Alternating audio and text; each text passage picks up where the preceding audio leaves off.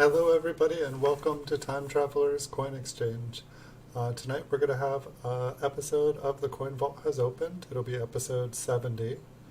So welcome everybody. For those of you who haven't seen the show before, I used to do a lot of roll hunting. Went through a lot of 5,000 count unsearched wheat penny bags off of eBay. I wouldn't recommend it. When I first started buying them, I could find some errors in some varieties. Seemed like things got slimmer and slimmer. Maybe I was buying the wrong bags, but I bought about 5,000 bags and just tons and tons of rolls. So I think I knew what I was looking for, but I'm obviously still learning. You'll see that some of the coins have been cleaned, some are damaged, some have just like extreme machine doubling that is not. But I'm learning, and so I just kind of went gung-ho, just kept going through, putting stuff away, never really took the time to go back and look at what I had been putting away. So this is kind of the results, and so we'll just start off here on this first coin that we have here. Right off the bat, I can see that it's got some lamination error. The metal's all cracked, just a bad metal alloy. This was the top coin on the roll, so I'm hoping there'll be some other errors in here. I know it looks a little bit interesting there. I will zoom in on the front. I think it's just a kind of chunk of metal. It almost looked like a D-mint to me, but we'll take a closer look.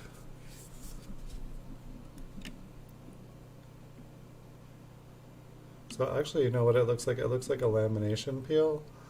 It looks like the lamination just kind of got bent over from where the S is. I think we can actually go a little bit closer, but welcome everybody. How's everyone doing tonight? I named the stream what day is it, because I've been staying up late doing bonus streams all week, and I'm honestly like a little bit tired today, but I'm honestly excited to get to the point in the day where I can relax and just look at some coins. I was watching a little bit of news before the stream. I was just waiting for 9 o'clock. Sometimes I start a couple minutes early, but I try to come on when I schedule things. And I got a late scheduled stream today. I just wasn't thinking I was going to pull up to be able to do this tonight. But here I am, and hopefully we can have some fun. Hopefully there will be some awesome coins tonight. I got some really pretty coins in the mail today. I just did some short PCGS videos of them. If you guys might have been able to see them already, but I'll pop those out sometime. There's some 1923 P's or Philadelphia wheat cents. Lovely blue purple toning on them, and they kind of remind me. I just sold a 1933 that I got for my birthday. And someone gave me an offer I couldn't refuse on it, so I sold my beautiful toned coin, and now for the price that I sold the other one, I got two 1923s that have very similar blue purple toning. So this one looks like it's got a die crack or a huge die chip on it. Maybe it's both. I'm not so sure which one it is. Definitely like a huge long die chip, but maybe a die crack. And I just wanted to check out the mint mark on this one. I believe it just got kind of flattened, but I almost feel like I saw some doubling on the top and bottom too. No, I would say this one just got struck pretty hard by something.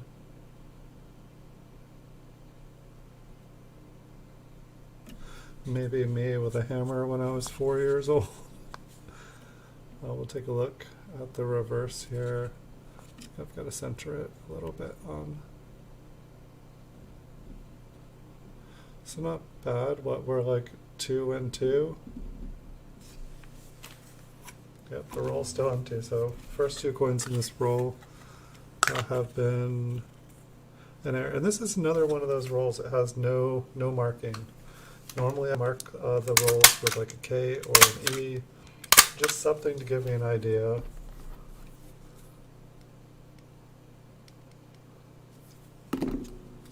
But this one It's not giving me anything.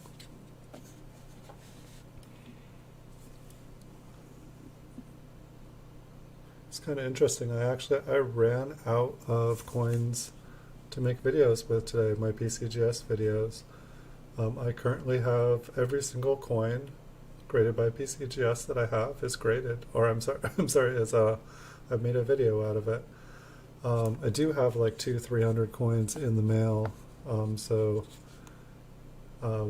we will definitely, hopefully, we'll get a good chunk of them in before the weekend starts here.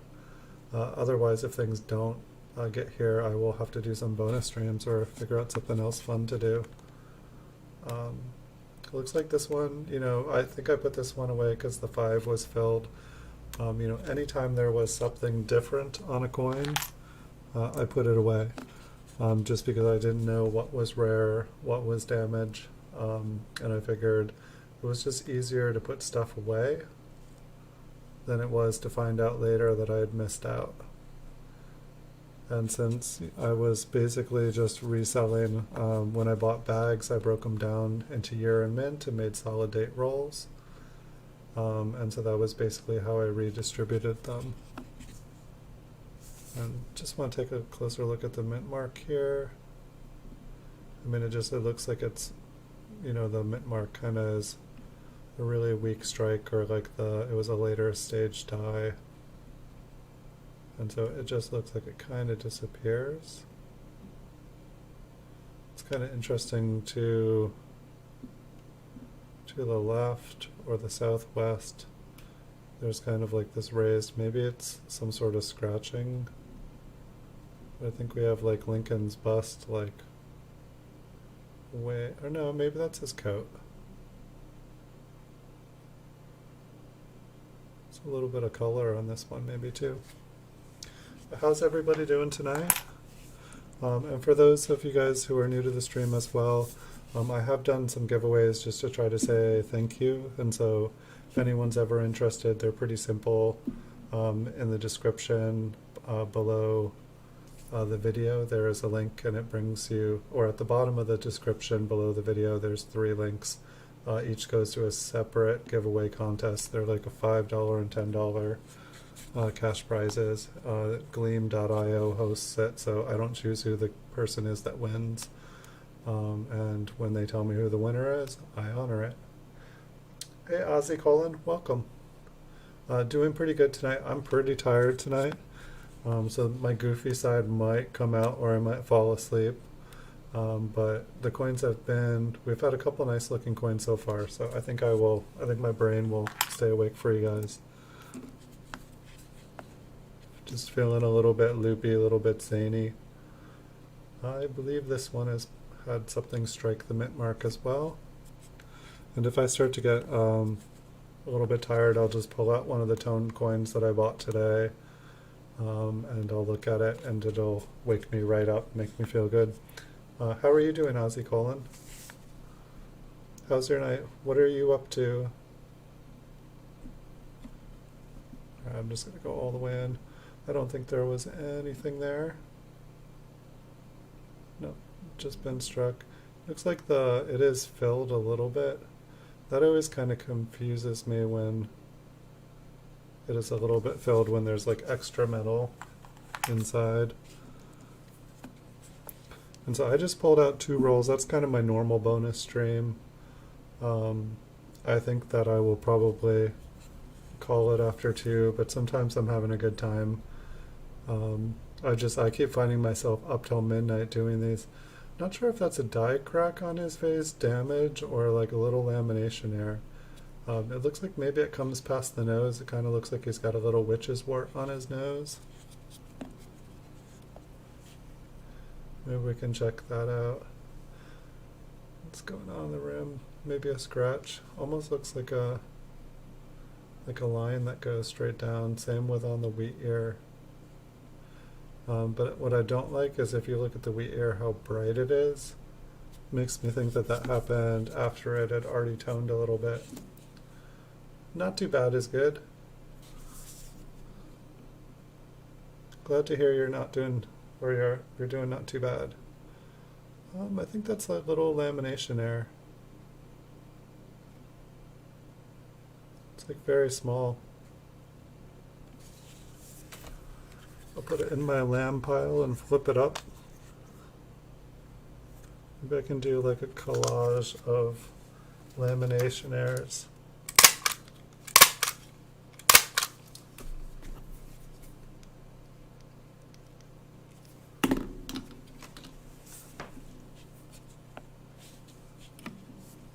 And I was definitely, someone last night was recommending getting kind of like a second microscope.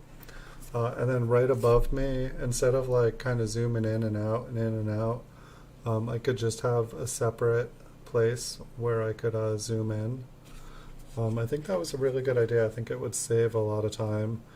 I did look and see how much a new Dino Light cam would cost, and it was like $120. You know, like my old one. I mean, maybe even like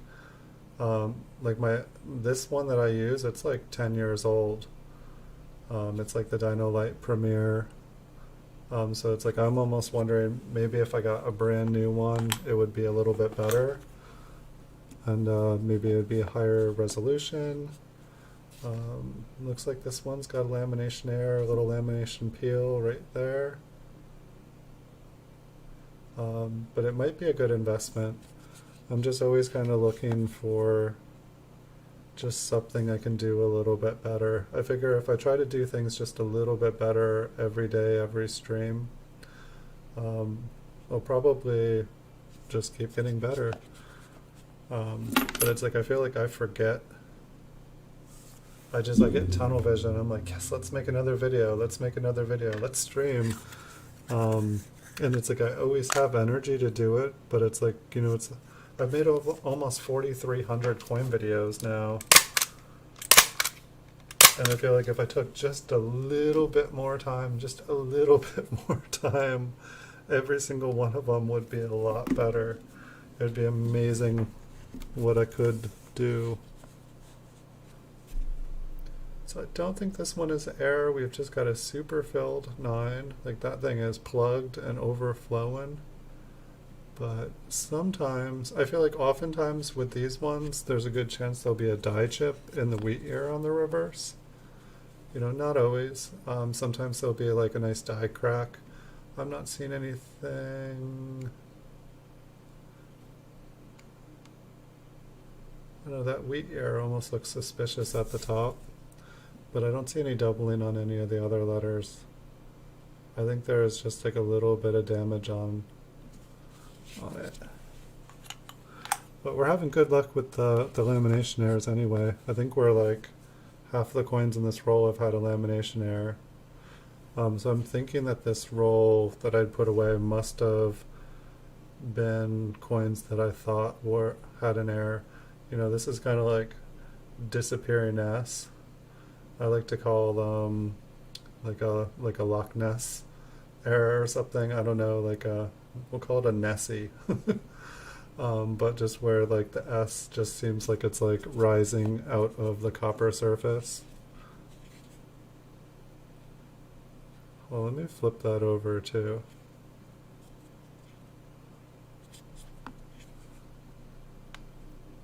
Wait a second. Okay, let me straighten the coin so it's up. Let me straighten the camera. Let's start with that. Alright, so we're upright. Let's flip it over. Yeah, okay.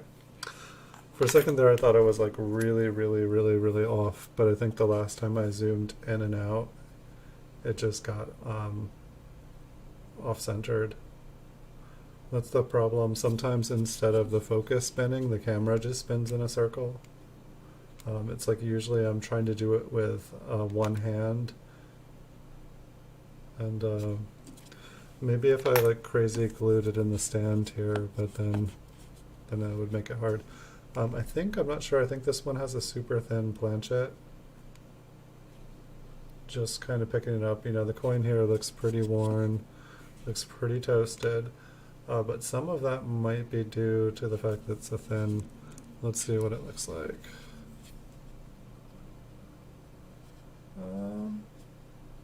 It felt pretty thin, but maybe it's just worn. Or Yeah, no, the other one looks, yeah, I don't know. It definitely feels thinner and looks thinner. But this one looks like a normal coin, so I don't know. I was gonna say that one looked a lot thinner. Usually I can just like grab another coin and be like, yep. This one here looks like a pretty normal coin, and it feels, I don't know, I think the other one was just kind of worn. Alright, a little bit older. Got a 38S. For once it doesn't quite look like it's an S over S. I feel like every time I get a 38S, it's like, wait, is that an S over S or a S over S over S? I think it just looks kind of fat. Little marks. What will be next? I think this one has been cleaned. So one thing I'm trying to figure out is, so like I got the 10 proof mint sets for 1958 in unopened boxes or envelopes, and I'm wanting to open them, but I'm kind of wanting to open them on the stream. I've never opened a proof mint set before from from the 50s, so it's kind of exciting to me. I don't know. I'm kind of trying to feel if that kind of thing would be exciting for people to see. You know, I was kind of thinking about sending it into PCGS closed just so it would be a surprise. But at the same time, I feel like I should like know that I'm sending in 10 1958 proof sets at the same time. Make sure that there's not like, you know, another set put in there, like some ridiculously awful set. Hmm. Not sure what's going on with this one, but I was thinking maybe like I could like do like a premiere, kind of like try to hype it up. I just don't know if like that's something that people do all the time, but I was thinking about like trying to hype it up, and like maybe if 100 people left a comment or like liked the premiere thing, then I would like premiere opening them. I just figured it would be fun to get a whole bunch of people, if that was something people were interested in, to see it. Because I can make a video out of it, no problem. It just seemed like it would be more fun, get some energy there. Maybe all the energy would like get us some fun coins. I feel like it's like scratching a lottery ticket. You just don't know what you're gonna get. I don't know about this one. I mean, yes, there is something to the top. There's something on the top, but it doesn't exactly look like the serif is split. There almost looks like there is something very, very tiny above the top serif too, just like a little dot. But it's definitely coins like this that confuse me. Like I want to say it's machine damage, but these other, like all this looks beautiful. Would that, have you ever opened, do you open proof mint sets, Ozzy? Like, does that sound something that would be fun to you? Like, I have them, like, I don't know, it's like, I mean, oops, guess I showed the address, but it was on eBay anyway. But it's like, it's just like sitting here killing me. Like, I want to open it. um, so I'll put that one aside. See, it's like, if I had a second camera, then I could leave that coin up, and people could like be looking at that coin while I'm showing new coins, or if somebody like came in late, until there was like another coin up, you know, people could like kind of look at that one and judge it and give their opinion on it. Because I feel like, you know, I can't just like stay on one coin and go, is it? Is it? I don't know. I think that is probably machine damage. It's just hard because I don't know what every single RPM looks like, and it seems like there are a lot of them.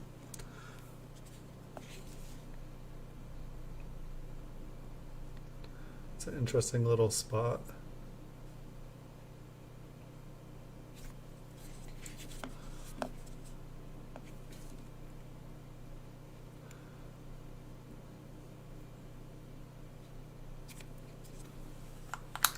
And I have a lot of proof rolls to go through too, or like proof roll like cellos. I have like two 1956 proof mint cello rolls that I need to like look through, make videos of. I think I have five 1957 proof cello rolls. I think I have two 1958 proof cello rolls, a 59, a 60. I need to like make videos. I need to do streams of them so that I can get them up for sale. It's like I could just list them with a photo like everyone else does, but I'm trying to kind of bring coin collecting into the future and use the technology that we have. While some people might watch the video of the coins and say, no, I didn't see the variety I'm looking for, or, those aren't the coins I'm looking for. I figure by making a video and showing the front and back of all the coins, they're finding new varieties all the time. And so if I, make a video of it and put them out there into the universe, I might not ever find out what the variety is, but if somebody is watching the video later, they'll be able to see it, identify it, and make a buck off of them. And that's good for me. That's good for them. It's good for everyone. Then we identify or we find new coins for people.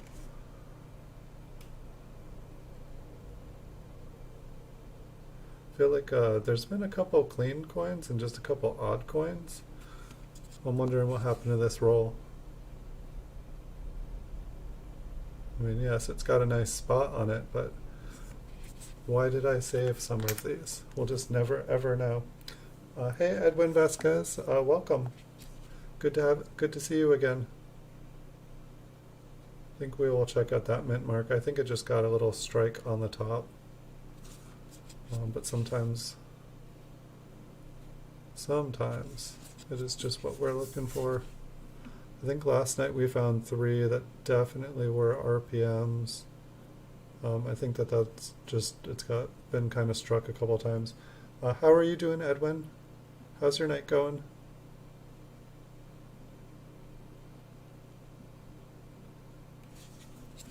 I didn't see anything. If you guys ever see anything, sometimes the lag here is about 30 seconds behind, but I'll do my best to take second looks at things.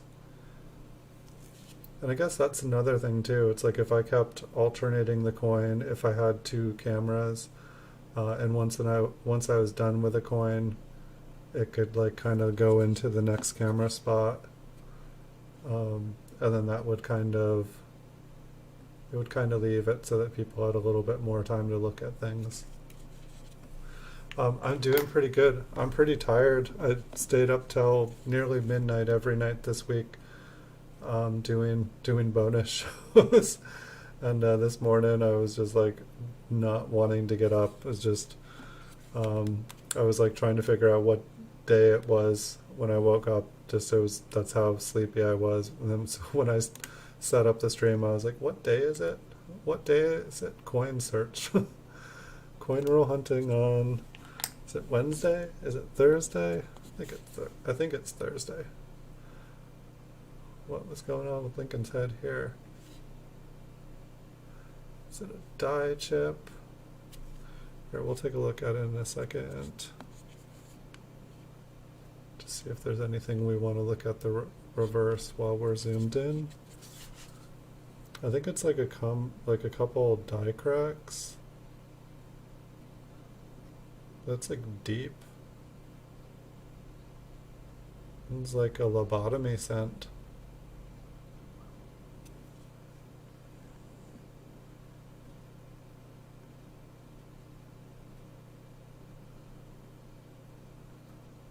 I don't know if it's a variety of die crack. That looks like some pretty severe head trauma there. I don't think Lincoln's gonna make it.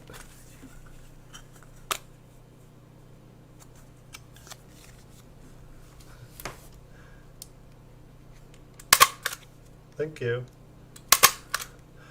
Yeah, I should maybe take a break at some point.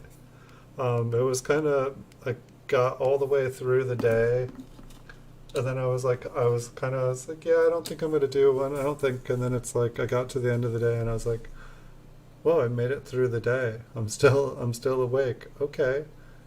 Yeah, I wanna do a stream tonight. It's like I almost felt like I was gonna miss doing it.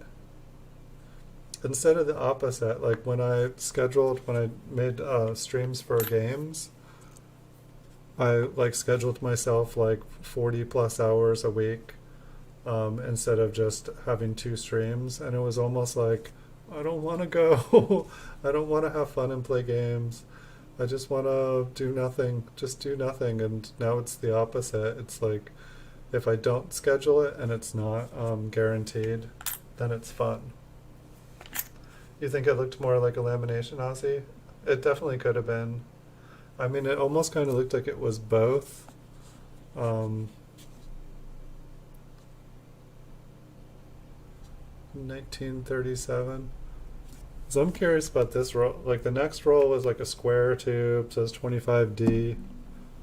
Um, I mean, I don't think we've had one roll that was what the roll said it was. But for some reason, I have a good feeling about this one. Is this like I almost feel like I see like a struck through. Where like it almost looked like it was like Lincoln's. Or it's bent or something. Like it's like if you look here, there's kind of like it's like almost like it's his coat. It also looks kind of cleaned. And like his coat and then his face.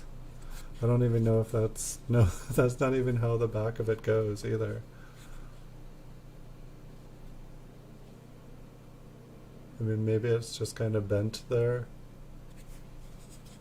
So what? I'm just trying to see, so the top of the, oh, maybe that would be the coat. Oh no, it only really looks like it does it on one side.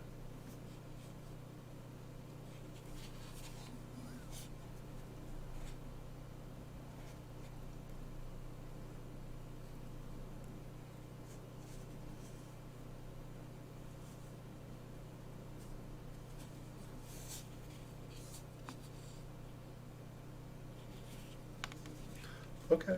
Thanks for stopping by, Edwin. I wish you a good day tomorrow. I hope it is a good one tomorrow. Big ones are always good when they're good. But I hope everything goes really well. I hope it is a big, fun day. I don't know what you're having planned, but I hope it's good. That one seemed interesting to me. See, it's like if I put in a flip, I'm unfortunately not going to know what it is later, but sometimes that's the way it is. It just looked different to me. Alright, so we've got a 53S. It's like I feel like I need to like, so it's like you have a coin, it looks like a nice, brown coin, but then there's this wear. It's like I feel like there's like a little bit of grading I still need to figure out. Like whether it automatically becomes an AU coin at that point, or if it's like a uncirculated coin with problems. Yeah, believe I will have a bonus stream tomorrow, Edwin, so I hope to see you tomorrow. Thanks for stopping by. I wish you a good night.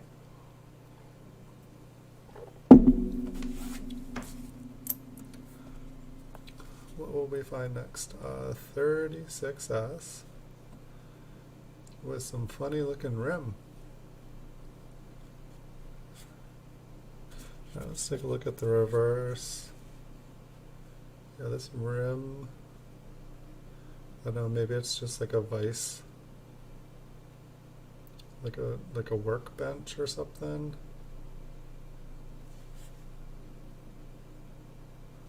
I'm just trying to make sense of all these marks.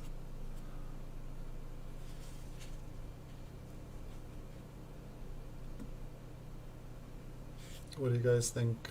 Just regular old damage?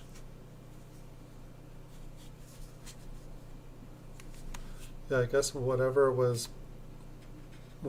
hit it, it looks like kind of struck it downwards.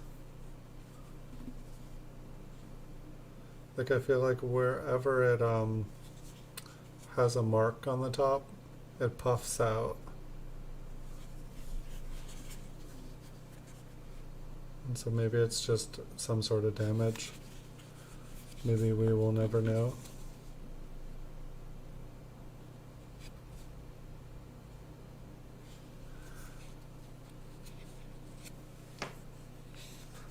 Maybe try to sand it off.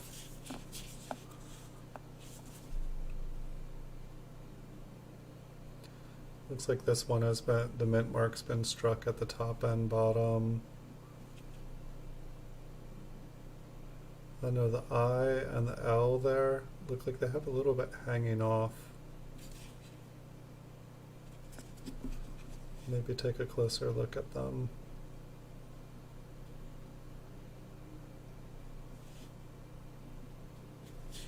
We can't find anything unless we look.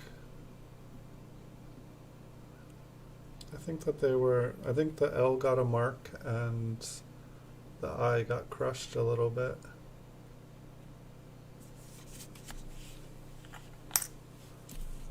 People do the darndest things to coins.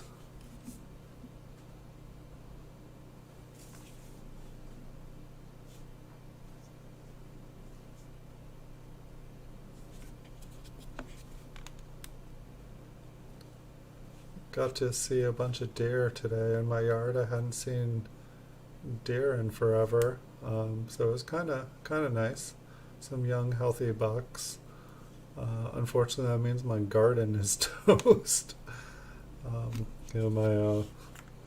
My backup plan for the coronavirus apocalypse. All my plans are going to be done in by a couple bucks, but I guess most people would probably be psyched. They'd be like, "Yes, come eat my garden and fall into my large freezer." It was eating my garden. It was a life or death situation. It was either me or the buck. That was my food for the apocalypse.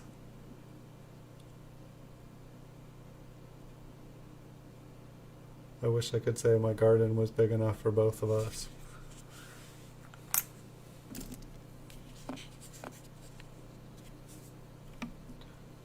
But maybe that helped solve the mystery of, like, I don't know, there's been like 4 or 5 animals like out at night. Like 2 nights ago on the stream, they were all like going at it.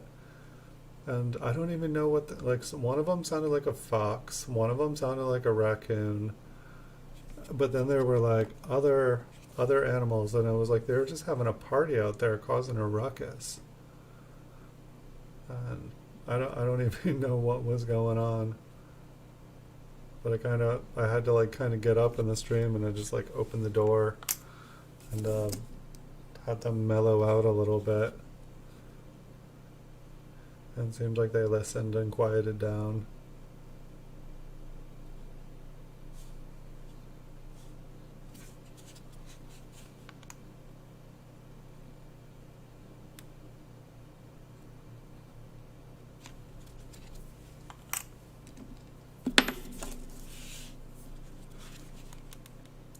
I don't know.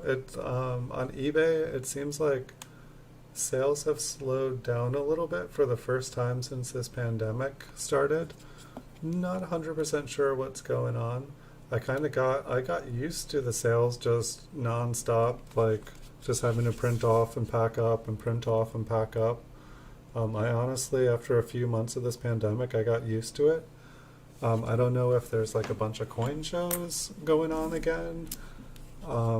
Because it seems like when the coin show slowed down, eBay just went off the hook. I don't know if stimulus checks, like the unemployment bonuses that everyone's been getting, if those are coming to an end, and so people are like, oh, I don't have free money anymore. Not 100% sure. Maybe it was just, one of those kind of like, I don't know, like, the coin market goes up and down. eBay definitely has its like off times, like unexplained, like It's like when I first started selling on eBay, I would have like no sales for like a week straight, and it would just be like, what am I doing wrong? Sometimes I honestly think that eBay is just kind of broken, but it's been getting more and more consistent. But I won a ton of auctions. Like, I'm bidding, I'm buying stuff. I think I bought too much stuff. I think I have about 300 coins, maybe 400 in the mail right now. I got my last coins posted today. So when stuff starts to come in, I'm going to be making a lot of videos. And they're like all PCGS coins. And then I still have like 20 coins in my cart that I need to pay for.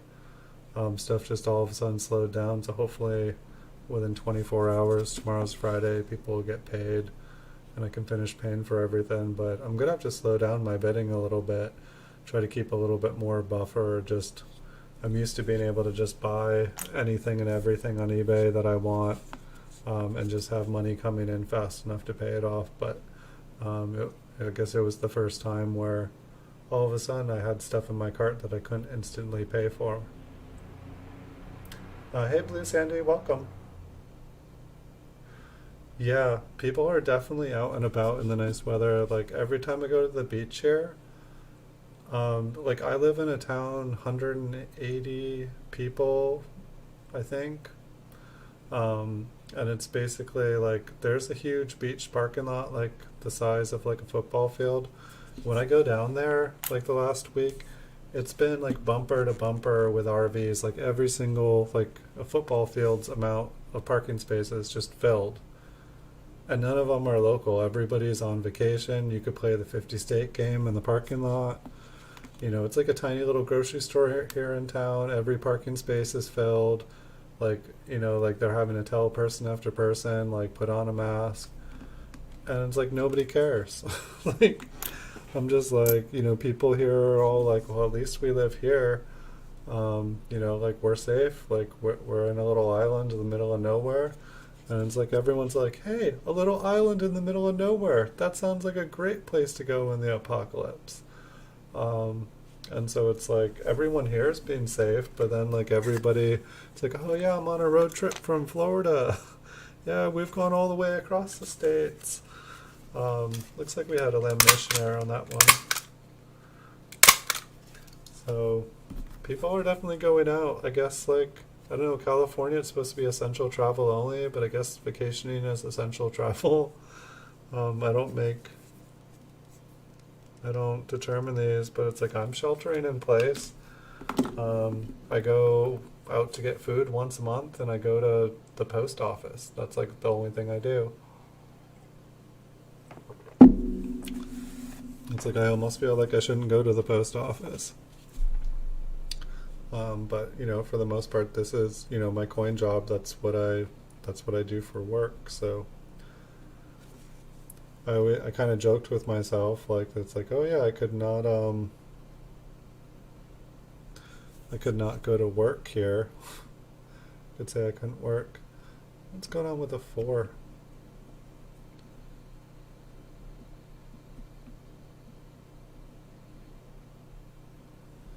Is that just machine damage? I mean, it almost kind of looks like a double die of some sort.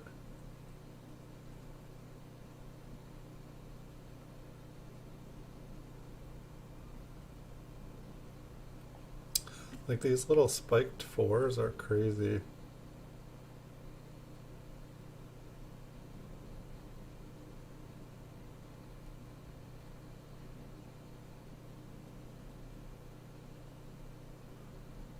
Oh, this one looks really interesting to me. It does look pretty thick.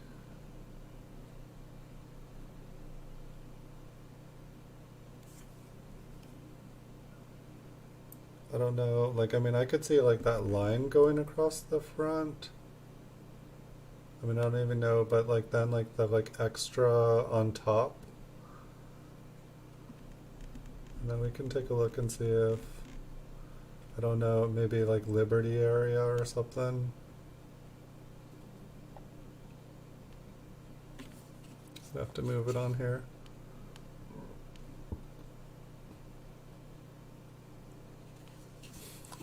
move it all the way to the other side. I'm still getting used to, like, I just found this little platform that my camera used to sit on, and I was like, oh, this would be perfect. It's nice and soft, so it won't scratch the coin.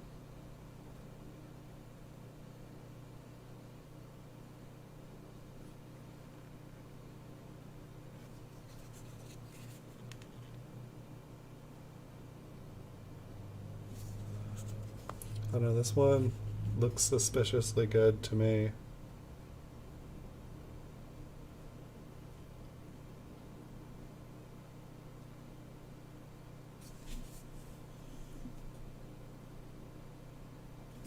Some notching at the bottom. Yeah, here, I'll take another look at it. Oops.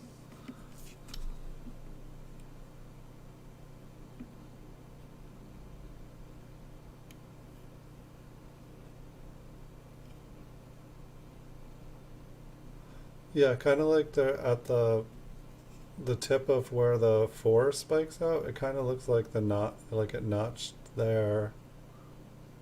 And then there's like the little extra part that kind of goes out.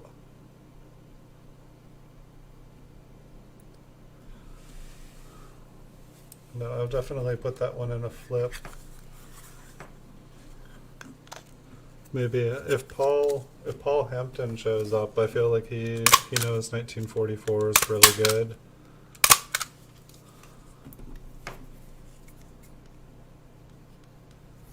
So I'll leave that one out. But that one looked great to me. I'd like to see some more coins like that.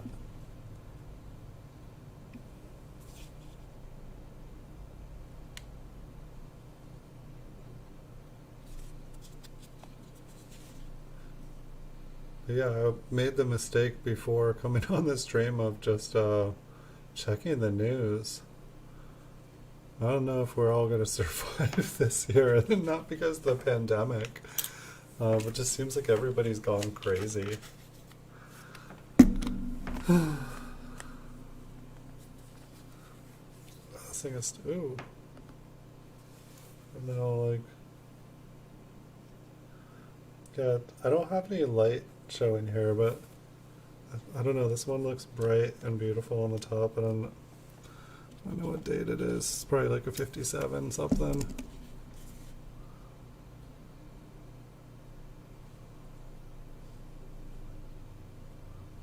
What's going on down there? Just like a die scratch. Here, we'll check out the front here. Yeah, this is definitely, I mean, I know I'm a youngin' compared to some, but I've never experienced anything quite like this before. I'll take a 2008 over this anytime. So this is kind of like that first one that we saw. I think I put it to the side too, where, you know, there's definitely like an outline of metal below, but it doesn't, you know, stand up.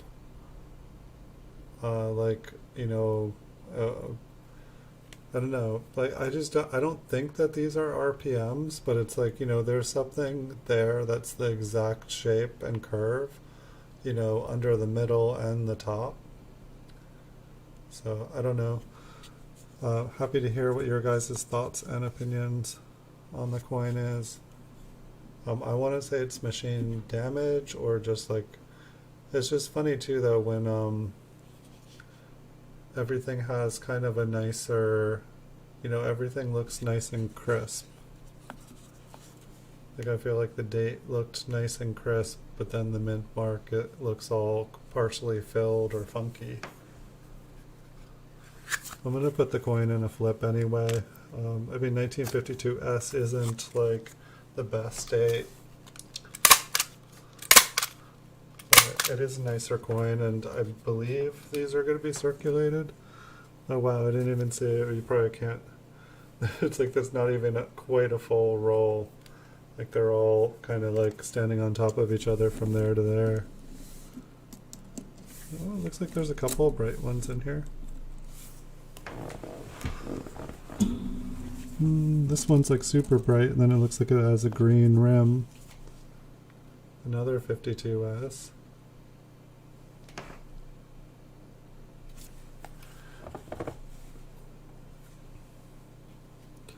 Yeah, this one's got some environmental damage. I think this one has the same kind of thing going on with it. I think I need to focus just a little bit better. But we'll take a look. Like, this green stuff almost looks like it would just wipe off, but of course we're not going to be doing that.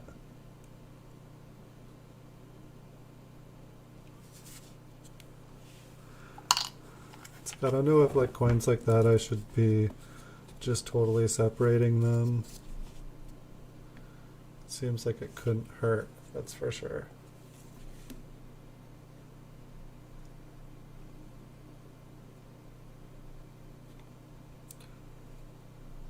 So I started posting, I was gonna post more, but I started posting like non-coin items in my eBay store today.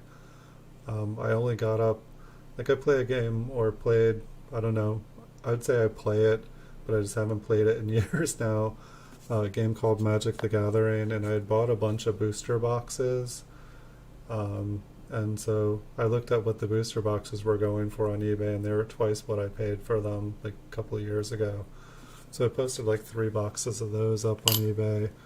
And then I have a bunch of PCA graded 50s and 60s Red Sox baseball cards. And so I kind of got all those out, and I'm going to list those up. I didn't know if I should do a video for them, if people would be interested in watching a video of some baseball cards. But I was thinking basically kind of doing the same style video. It won't be an everyday thing because it's all the baseball cards I have. Actually, I do have some old ones from the 50s or 60s that aren't graded, but they're more kind of like family. You know, they're passed down in the family, so not putting them up for sale anyway. So yeah, it looks like these are a little bit better condition than most of the coins. You know, it looks like some of them have problem areas. This one actually looks pretty decent. I think this one's going to get a flip. You know, it's probably red-brown. Almost looks like the brown on it wants to be toned. There may be a little bit of wear, and I can't really tell if that's wear or just kind of turning brown.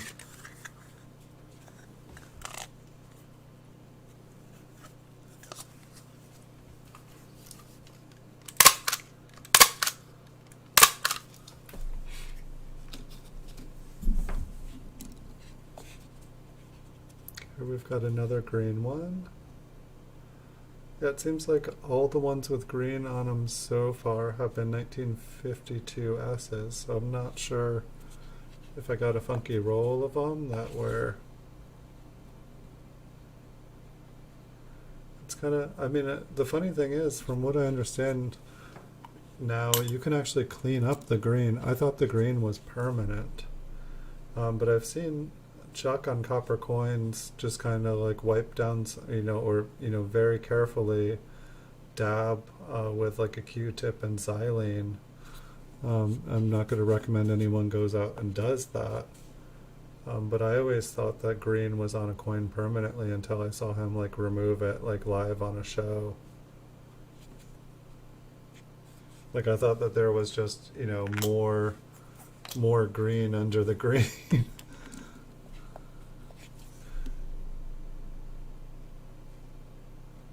It's like a coin getting like a infection. This one almost looks like it has like a roll. I don't know, like something. I feel like that is somehow roll related, whether it's like a roller.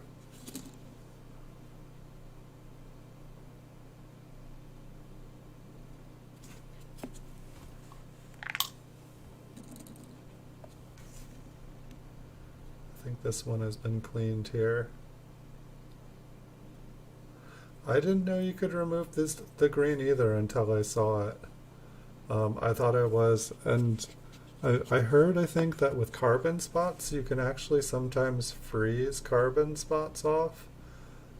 Like I think that I don't know. It's like I kind of almost feel like it's like one of those like someone pulling your leg. Like, oh yeah, you just put it in a Ziploc bag.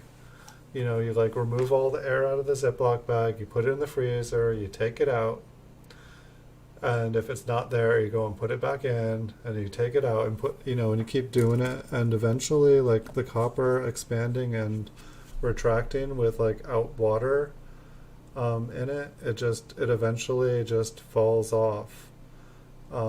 Maybe it works with some kinds of carbon spots or spots and not others. But I thought that was kind of interesting that people would freeze coins so that, whatever kind of problem area would just fall off. It definitely, I can see how it could work. I would be more afraid of, this one's in pretty good condition. It's red brown or brown. There's a couple marks on the coat there, but the coin was like fairly unmarked. Yes.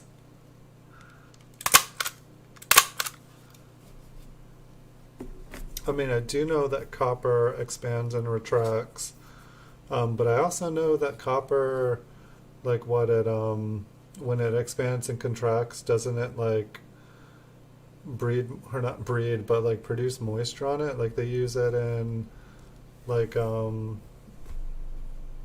heating and refrigeration, like the coils, I don't know, like I'm trying to think how like, I'm tired tonight, so maybe I shouldn't. I'm like trying to like write on that coin what the air is, and I'm like, no, it's just a nicer looking one. But copper is an interesting metal, and I don't do anything to my coins. Like the most that I do to them is I put them in a flip if they look like, I put them in a roll or I put them in a flip, and just try to put them somewhere where they will have the least amount of contact. I try to like keep the house dry, try to keep the coins in a dark place. Because I definitely found like the other day, like like I left this quarter, and I guess we can't see it, but I left this quarter in the light, and I guess it's the PVC, but it turned blue in just like a couple days. Like so yeah, don't leave your flipped coins in the light unless you want. That just happens that coin where it turned blue is ocean. So is that cool? I don't know, you tell me. I wasn't doing it on purpose. It was just I kept it out on my desk, which I need to move my desk, because if stuff like that is happening, I'm not doing a very good job keeping the coins out of sunlight. If they're sitting on the desk until I get around to like doing something with them.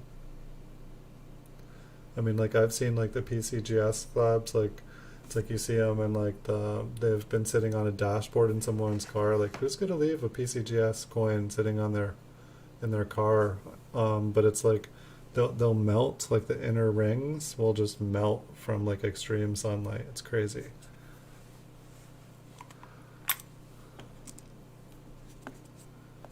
What do we have here?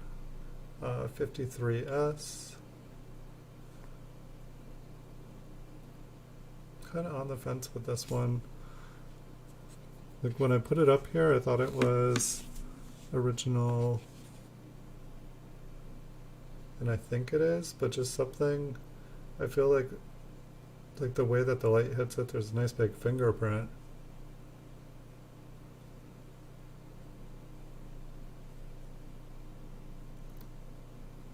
I don't know, something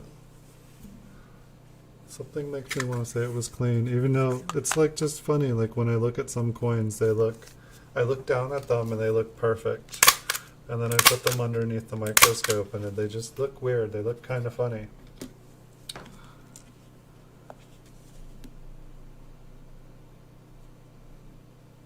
We've got a 41S. Hopefully we'll start popping some errors out of here again. So I picked up a bunch more early proofs, Andrew, for our little proof mafia. Um, and I've started to buy a bunch more proofs of different denominations as well. I figure why try to just corner early Lincoln proof cents when we can corner them all.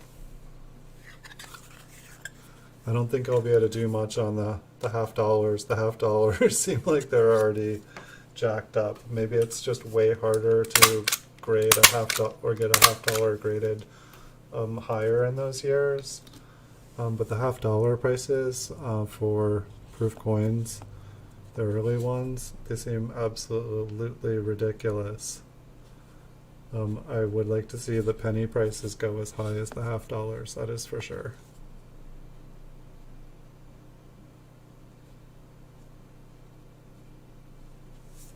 I mean, these are definitely not perfect coins, but in general, these are better than most of the coins we've been seeing on here. Hold off on business strike. I've been buying, I feel like I'm trying to buy about equal business strike as I am, because honestly, I feel like the business strikes sell better.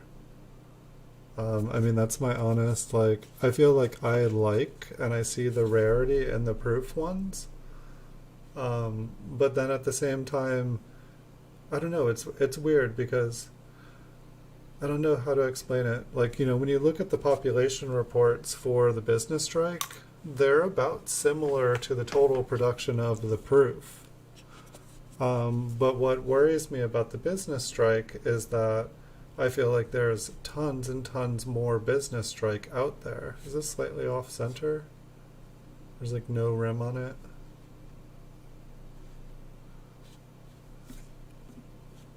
A little scratch on it. But yeah, there's no, I just feel like there's lots more out there that haven't been graded yet, while there's not lots more of the proof coins because we know the total mintage.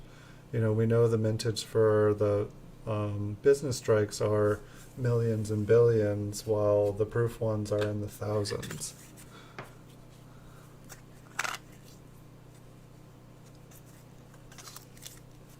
And that's the other thing too. I feel like more people collect business strike coins. I feel like, it's people that kind of collect the business strike and succeed at that, and kind of finish, then they're like, okay, I finished this. What do I do now? What do I do next? And so then they, decide, oh, I'm going to enhance my collection with the proof. I feel like, probably wow, this one's, well, I mean, it's a nice red, well, it's got some scratches there.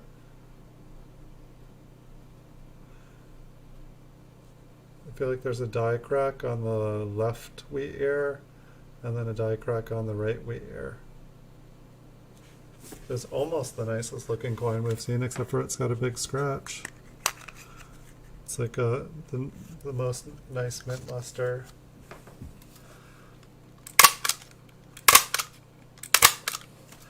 I guess that's the interesting thing too, is it seems like I hadn't really paid attention to the populations of all the different denominations for nickels, dimes, and quarters. I've just always been Lincoln, penny, small cent, large cent.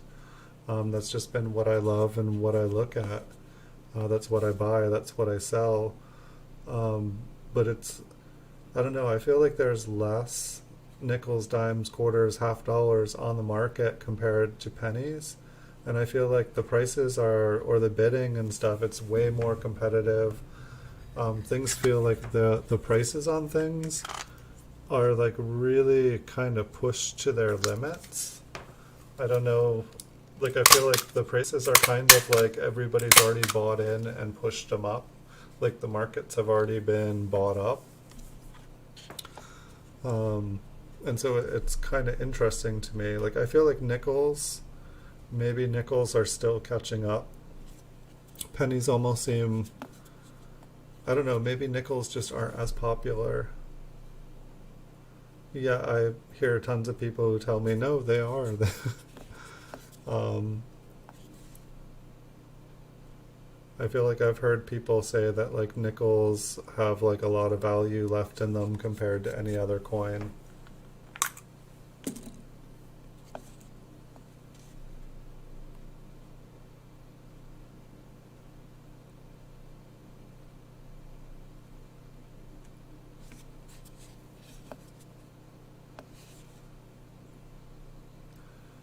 It's always sad. It's like I wonder how many of these, fingerprints on these coins are my fingerprints.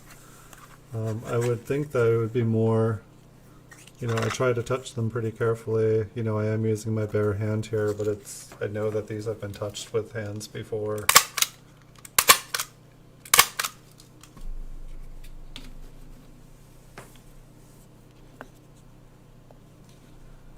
Hopefully we'll find some nice older ones in here. I have no idea what to expect here.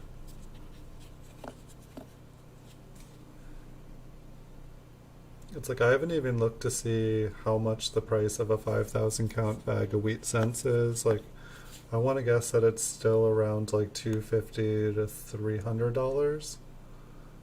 Um, I'm so glad I didn't just go all in and buy like a million bags of them just to store them.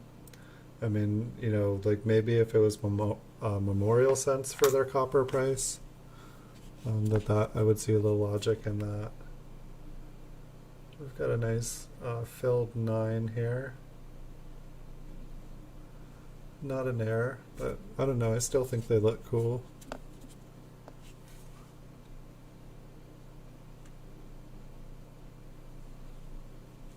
It's like one of these days I need to like try to actually like complete my registry set.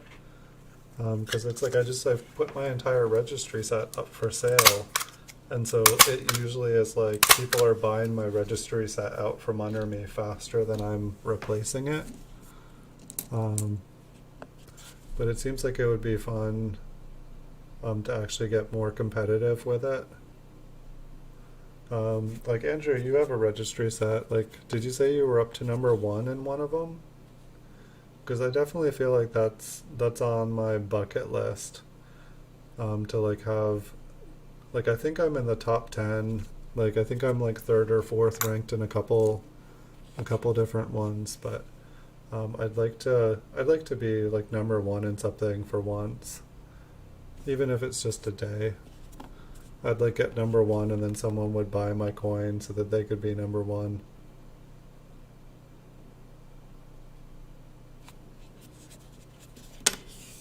Oops, down it goes. Down a grade.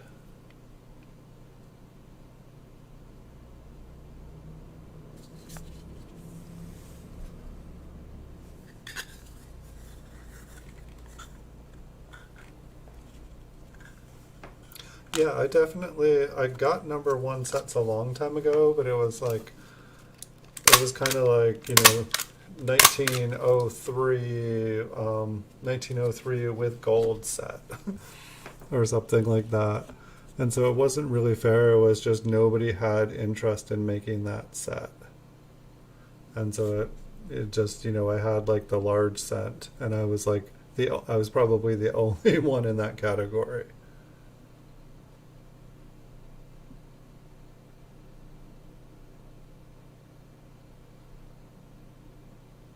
Well, thanks for joining me, Ozzy Colin. I wish you a good night. Um, and maybe I'll see you again in the future. And yeah, from what it was sounding like, people were saying that there was like a big coin show in Ohio on the East Coast. I know the East Coast is big. Um, but I'm curious. Let me know if you hit up any coin shows in the future. I'd love to see what's going around these days. I've never been to a big one, so that's on my bucket list as well. One of these days, someday I'll go to one.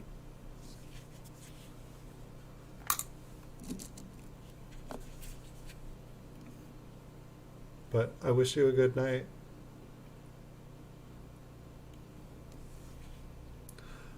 Yeah, I don't, for the most part, I don't see the point either, but the registry does have like registry awards and stuff sometimes.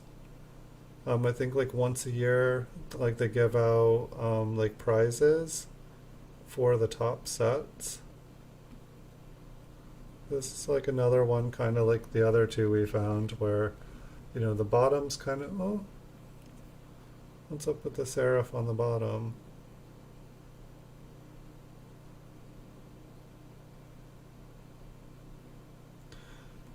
I don't know. Yeah, I'd like to know that, like, yes, it's just a flat machine double or doubling on the bottom there and on the top. I mean, there almost looks like there's a little notch on the bottom, but I think it's just been oh so subtly struck down there. The two kind of looks like it has a notch on the bottom of the two. That's interesting.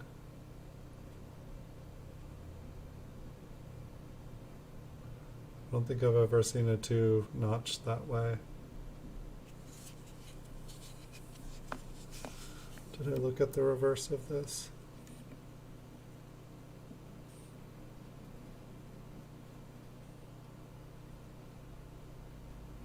Satin buffalo, yeah. I imagine those aren't cheap. It seemed like the buffaloes didn't seem like they aged really well at all. One thing that I've been finding interesting, like now that I'm expanding, looking at just like every single different kind of coin, um, is like how different coins seem to have better grades. I don't know, like say like Morgan dollars. There seems to be a billion Morgan dollars, MS63, MS64, and I feel like the reason is that there was just so many of them made and people took care of them. But then it's like you kind of fast forward to like some of the like Buffalo nickels and walking liberties and just standing liberties, like all these other coins. And it seems like just even low grade examples of them go for more money than the MS63, MS64 Morgans. Still something I'm just trying to figure out. I mean, to me, like, knowing if I knew nothing, I would look at those Morgans and I'd be like, this is a great investment. Buy all these 100+ year old, beautiful high grade coins. Like they've already been graded by PCGS. They look like a great investment. I believe this one has some glue on it or some tape, or maybe it did at one point.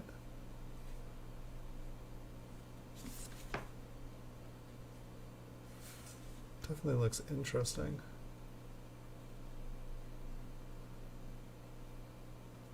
I think it's just some glue. I mean, I guess if we go a little closer, we can see exactly what it is.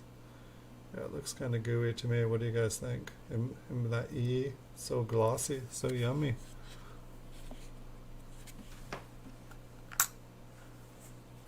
Yeah, but I guess the other part of it is it's like, if they kind of like hang around $40, um, for a graded one, it kind of seems like a key date, like a 1909 S or 14D. It's like you can buy them and you can buy them for just about price. You can usually get them for a couple dollars, or 10% below their, price at auction, maybe 15% on a good day. But then it's really hard to sell them for more. There's just a lot of them out there, even though they're key dates, like basically every single, one is out there. There's just a lot of them out there available. Um, but it seems like that's like the price on the Morgan seems pretty stable around the price of silver. It's like the price of silver with like a premium on it.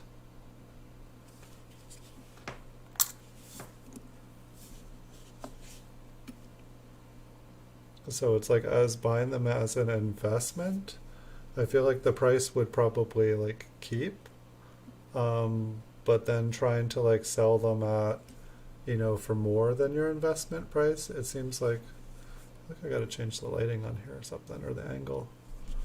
Um, Everything seems washed out. Maybe it's just this coin. But maybe it's just me on that. It's just I feel like what I'm seeing, and I feel like the prices, 15 years ago, without looking at a price guide, I feel like the prices are still where they were 15 years ago. And I mean, I guess if I was to compare, a lot of people seem like they are putting away. They're putting away their American Silver Eagles, like collecting them, thinking that they're going to be worth money. But it's like, aren't there, I would assume they're making more American Silver Eagles than they were making Morgans and stuff back then.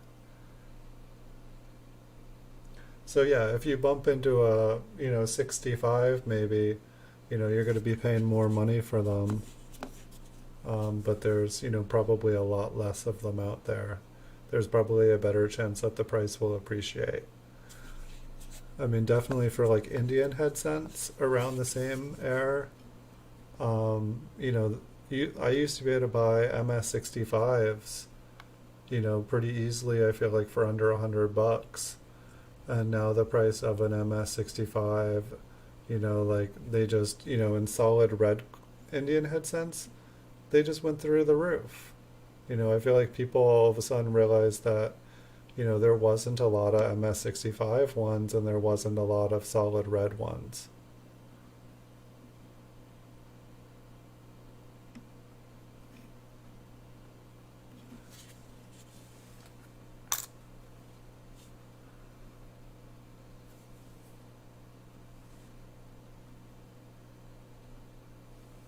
Yeah.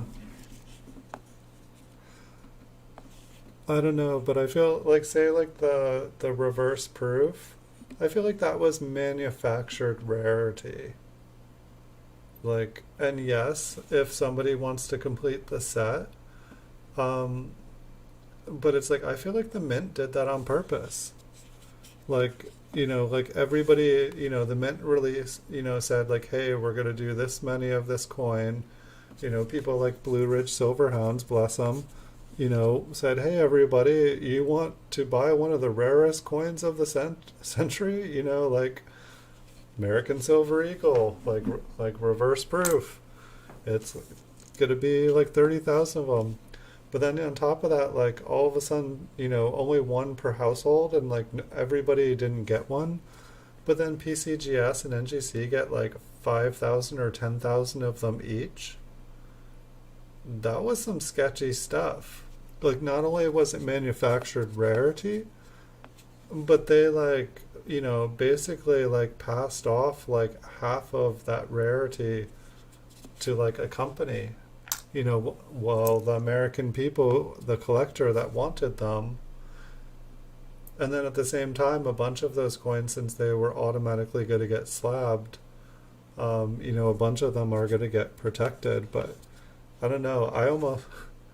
I shouldn't say things on my videos, but it's like I feel like some Fed chairman at the Mint made a deal with a buddy at PCGS and said like, hey, I'll give you 10,000 of these coins, or I'll give you 20,000 of these. You grade them and you give me back 5,000 of them, and you guys get to keep the other 5,000.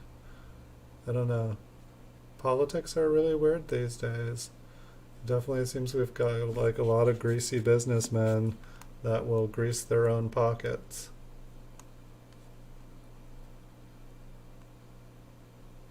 But I guess, I mean, maybe that is America. Like, I guess we all have our own idea of what America is, and maybe some people are getting to live their American dream right now.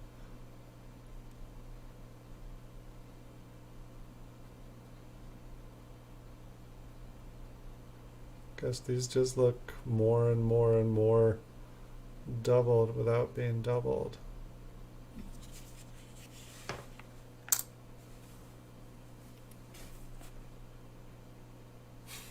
right? Hopefully they will want a 1936 proof too. I mean, it's like if it's exactly like if like I mean, I feel like the 1936 really, they talk about the American Silver Eagle being, like the rarest for the, American Silver Eagle. But, say if you want to do the collection, then you take a look at the 1936 proofs. And, if there's only 3,800 proof sets made for 1936, that's like so much more rare than the American Silver Eagle reverse proof.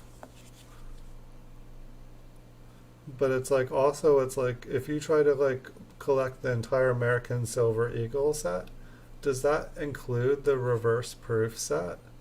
Like I mean like I collect proof, but I don't collect reverse proof. Should I be collecting reverse proof? I would, maybe buy a reverse proof at auction, for like proof price. But to me, it doesn't mean anything. It, I don't know, like from what I understand, like it's not just the United States, it's like all of the countries in the world, all the mints in the world, they're all making these, they've learned a thing or two from these smaller mints that manufacture their own coins basically, and they make things rare. It's like, it's like Magic the Gathering game, like I was talking about. It's like Magic makes some of the cards in the packs rare, some of them mythically rare. And they, produce an artificial value just by manufacturing something at low numbers. It's like instead of doing one coin in 2009, they split up the mintage and make 20 coins. They make four Philadelphia, four Denver, and then they make four proof, and then they make four more satin finish Philadelphia, and four more satin finish Denver, and they make a 20 coin set. And then it's like people want, to get every coin eventually. They fill up their collection. They're like, okay, now what? Nickels? No. Fridays? Maybe. Proofs? Okay.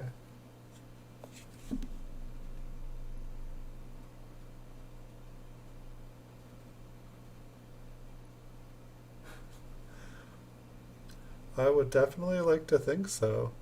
I mean, but at the same time, like some things just don't correlate.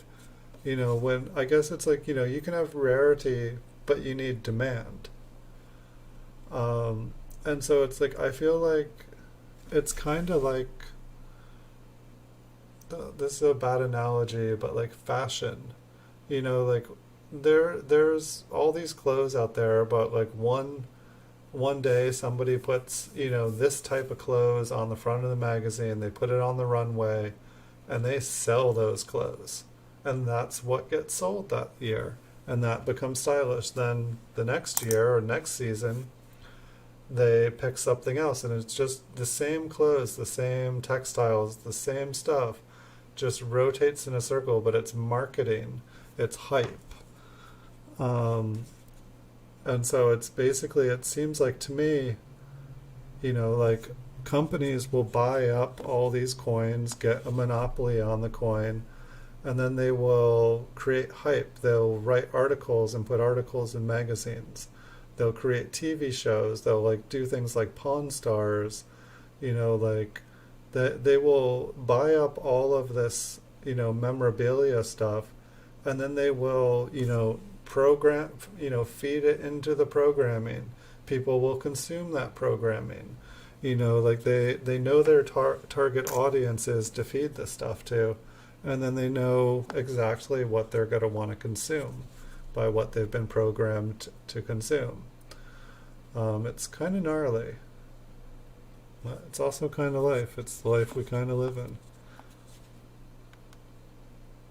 But it's amazing how, I don't know, it's like I'll see people who, I don't know what a good example of it is. It's like, but it's like when I started like hoarding copper and having all these different kind of like behaviors, It's like, and then I realized, wait, I'm not the only person who's doing this. There's, I'd find forums and people would be doing the same thing, and I would try to like look back and when did this all start? How did this all start? Why, is this in my genes? Is this in my DNA? Does my DNA say I like shiny things?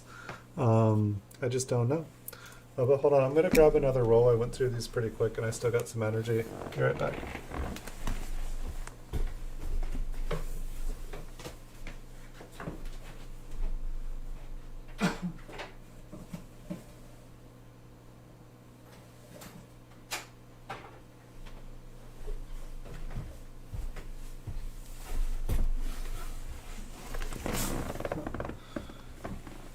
Looks like we got another square roll. This one seemed to produce a lot of shiny. We'll go for some more shiny.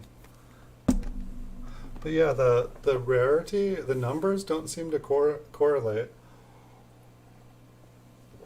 And I'm not 100% sure why. I mean, when I look at like Indian head cents, and I look at the proof for those, it seems like the mintages are really low. And then you take like the early Lincoln, matte proofs, and those ones, I don't know the exact mintages on those, but they're through the roof. And I don't understand why the Indian head cent ones aren't the same. I don't know if the early wheats are just a way less. But it seems like they should be worth a lot more.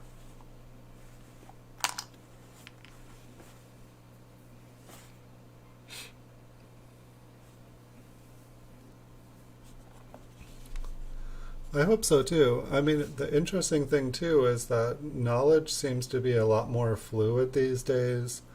The internet seems to be able to make it so that people can kind of share stuff. That's definitely how I feel. Like I feel like I'm able to like much more intimately and easily, learn from other people. And so hopefully things will change. I don't know, like I feel like for a long time I was just buying what I could afford to buy, what was the cheapest, with the expectation that it would go up. And I definitely found that a lot of stuff just never went up, and maybe I haven't waited long enough. But I've definitely seen other avenues, like other areas, stuff just skyrocket. And I feel like the stuff that has skyrocketed, what it all has in common is rarity. So that's kind of more where I'm trying to head. My business model, it definitely has revolved around having everything available to people. Oh, look at that L. It's like a triangle. I think it looked like this one had some doubling on it. Maybe it's just some gunk. That's actually why I was going to zoom in on this one.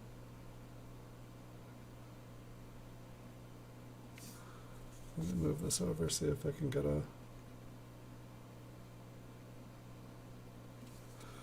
Let me move it the other way. Okay, I'm zoomed in too far. I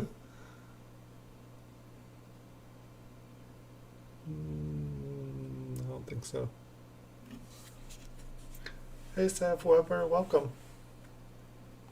Stay on for 45 more minutes. I can try, friend. I just pulled out a bonus roll. We're on the third roll. What's going on in 45 minutes? All right, did you get out of work?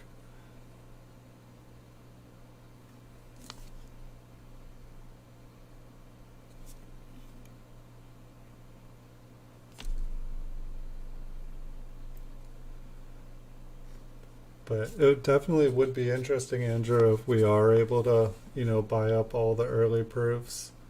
I think we need to get gift stores online on board, because I think I think it would be right up his alley. I don't know if I like scared him off the other day.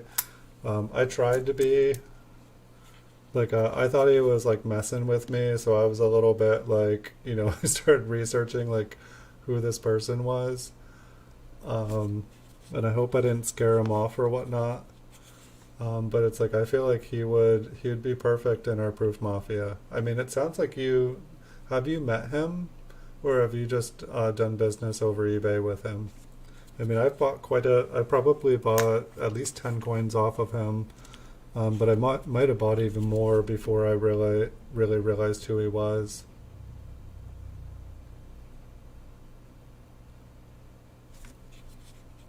Oh no, I missed out on some really nice proof 50s and 60s this week. I kind of feel bummed about it. I had them in my watch list, and I didn't pull the gun on them, and I totally regret it.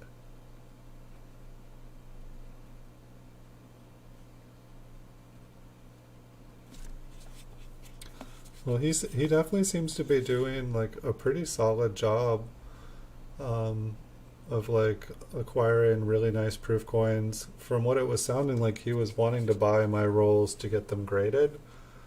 So I'm assuming that he's doing all his own grading. So I assume he knows what he's doing,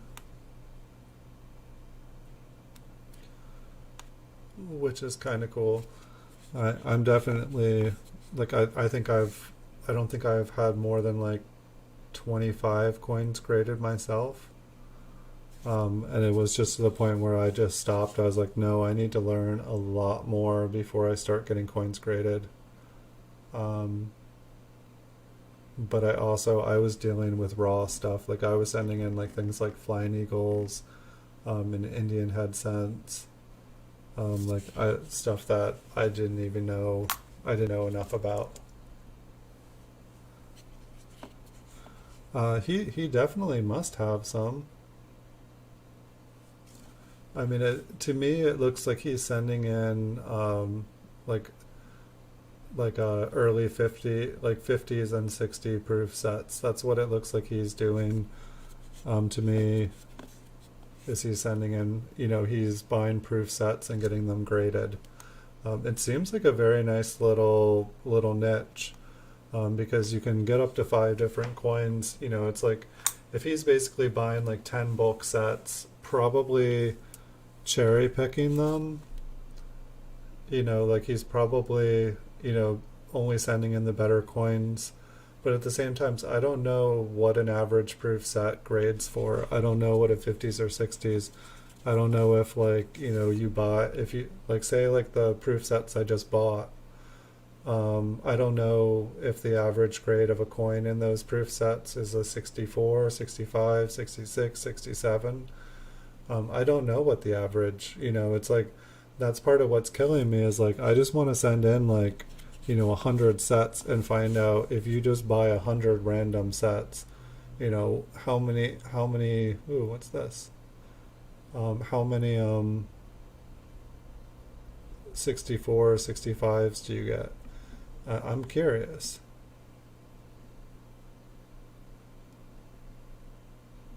Has that just been flattened and kind of a shelf effect? That looked good from far away. We can flip it over.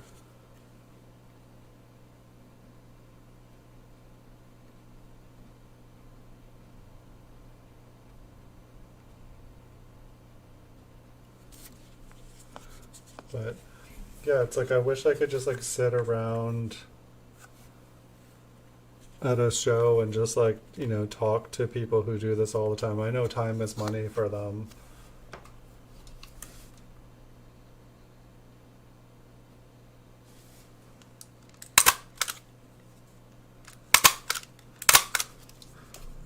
Yeah, I don't know if that was an RPM. It kind of looked like it, and kind of didn't.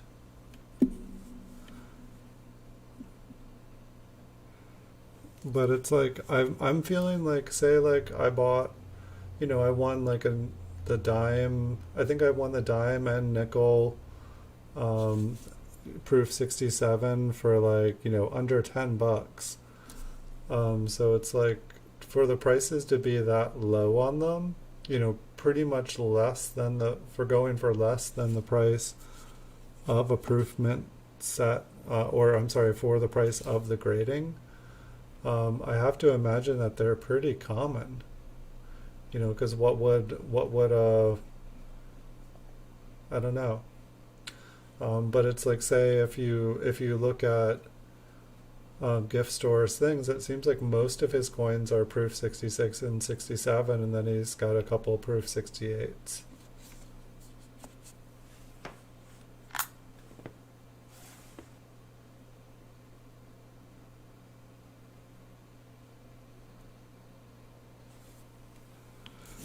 Quite possibly. People might also say, what's a coin? I mean, it might be the last boost, or it might be like the the last straw. Um, I mean, it would definitely be incredible to see like a huge boost. I mean, if that is a boost, I feel like it might be coming sooner than later. I mean, with the fact that like nobody's wanted to touch each other, let alone touch anything that anyone's touching. It's like the businesses around where I'm at, from what people are telling me, they all have signs up that say exact change only. Like basically the whole cash shortage, the coin shortage thing is real here. It's not just something I'm reading about in the news. It's not just something. So it'll be interesting to see if that holds up.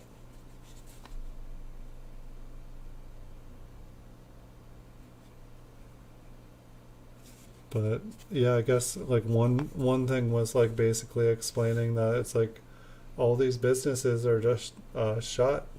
People are staying at home. They're not going and cashing in their jars.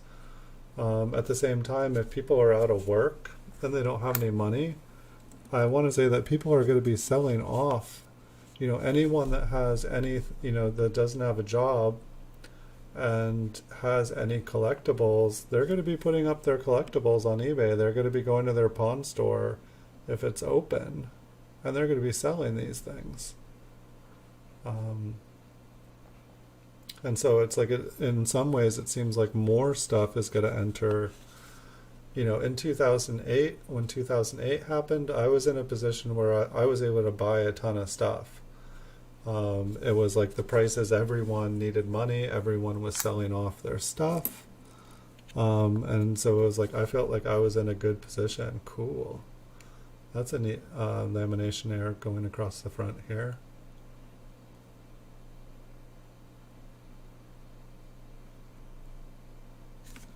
Take a look at the reverse. Even nicer looking reverse.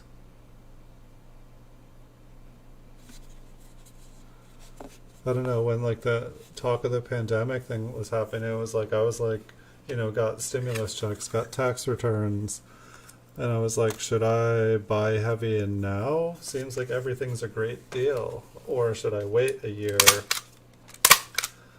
But you don't know.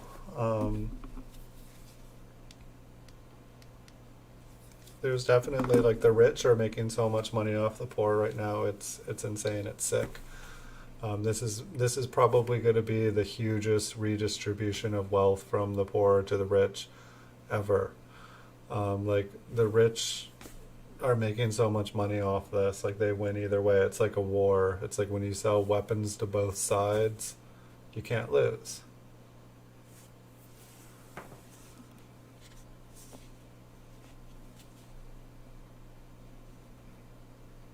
I think there's just some dirt there.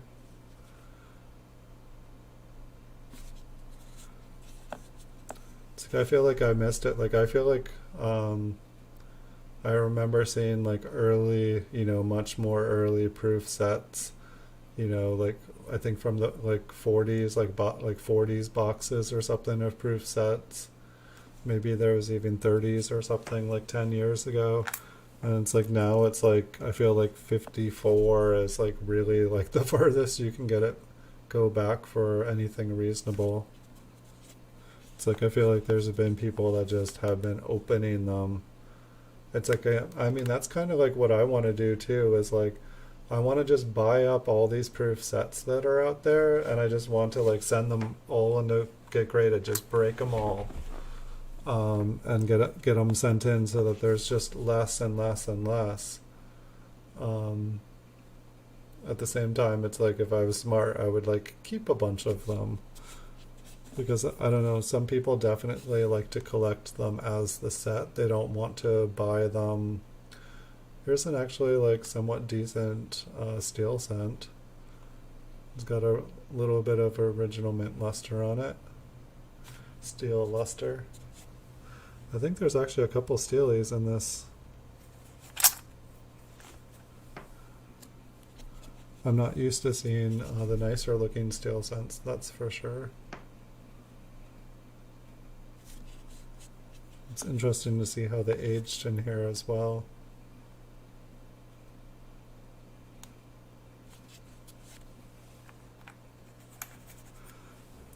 I know one of the people that I've been following a lot is Chris Tisdale with Coin Table.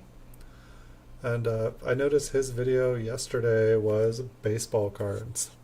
Him running into Walmarts, all across the country, or like every one that he could, and going and buying like every single baseball, basketball, football card, everything.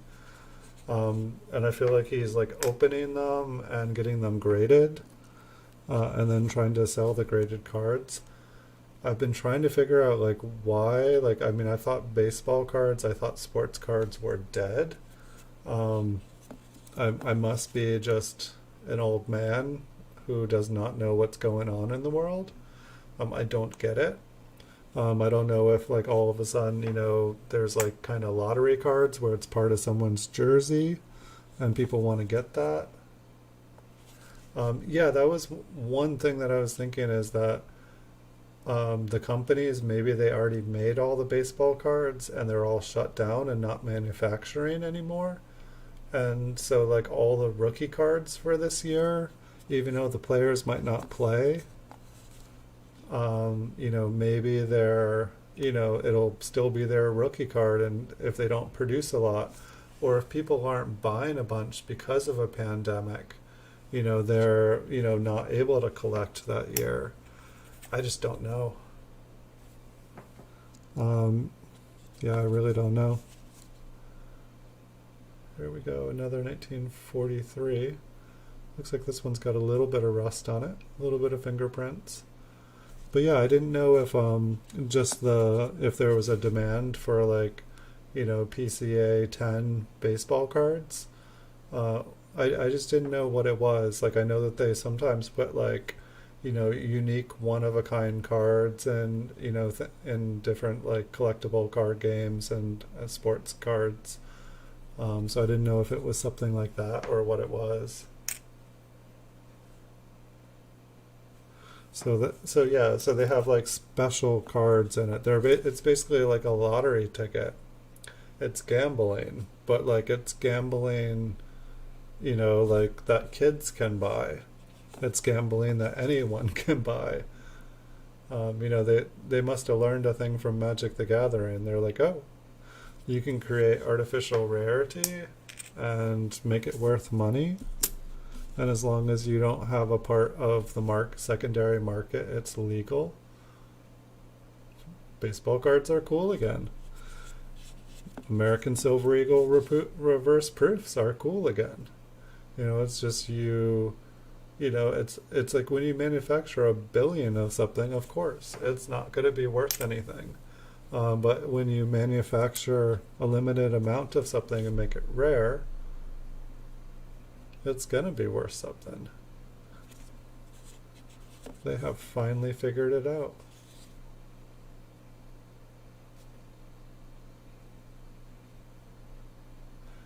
Now, how do we use this knowledge?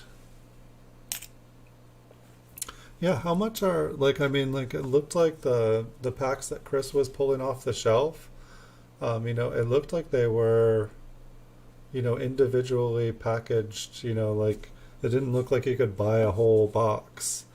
Like they looked like very special packages of baseball cards. They didn't seem like, the things with bubble gum in them that I had when I was a kid.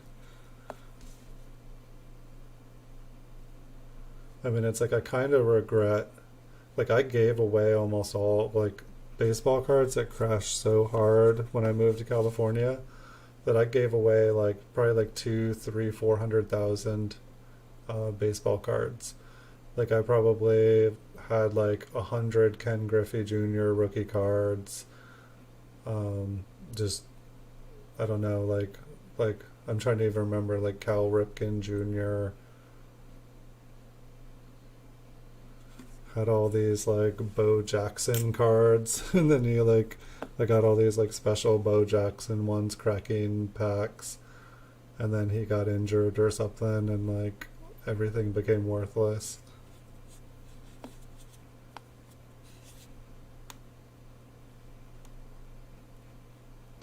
But then it's weird because now I feel like a bunch of those cards that I was into, like all of a sudden those ones, the nostalgia, the people that grew up with those people, they're wanting those cards again. They're wanting, the people, the players that they knew when they were a kid.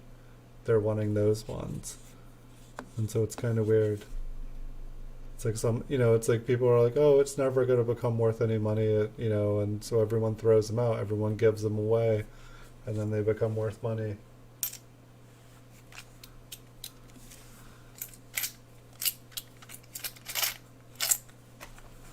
I got those to fit. Seems like these little square tubes, yes, they won't roll off the desk, but the coins seem to keep getting jammed in them.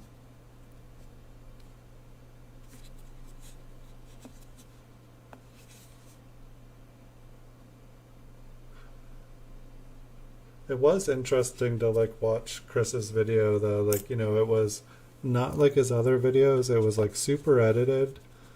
It was just, it was kind of him like stopping it and starting it. He'd run in a store.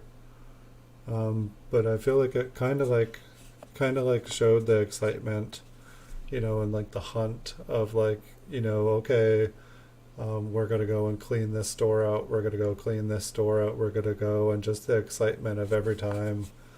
And I don't know if these stores, like, if they just got like a limited amount or if it was like everything was released on that day. And so it was just like first person to the store, is the person that's going to get them all.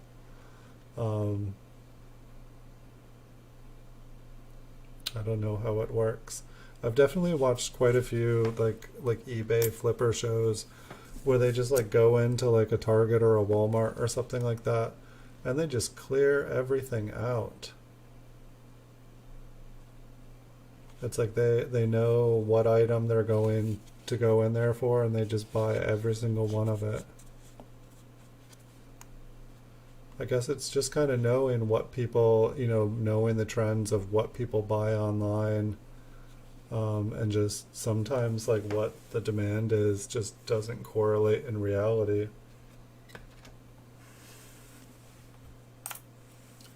The Beanie Babies. Yeah. It's like you just, or it's like yeah,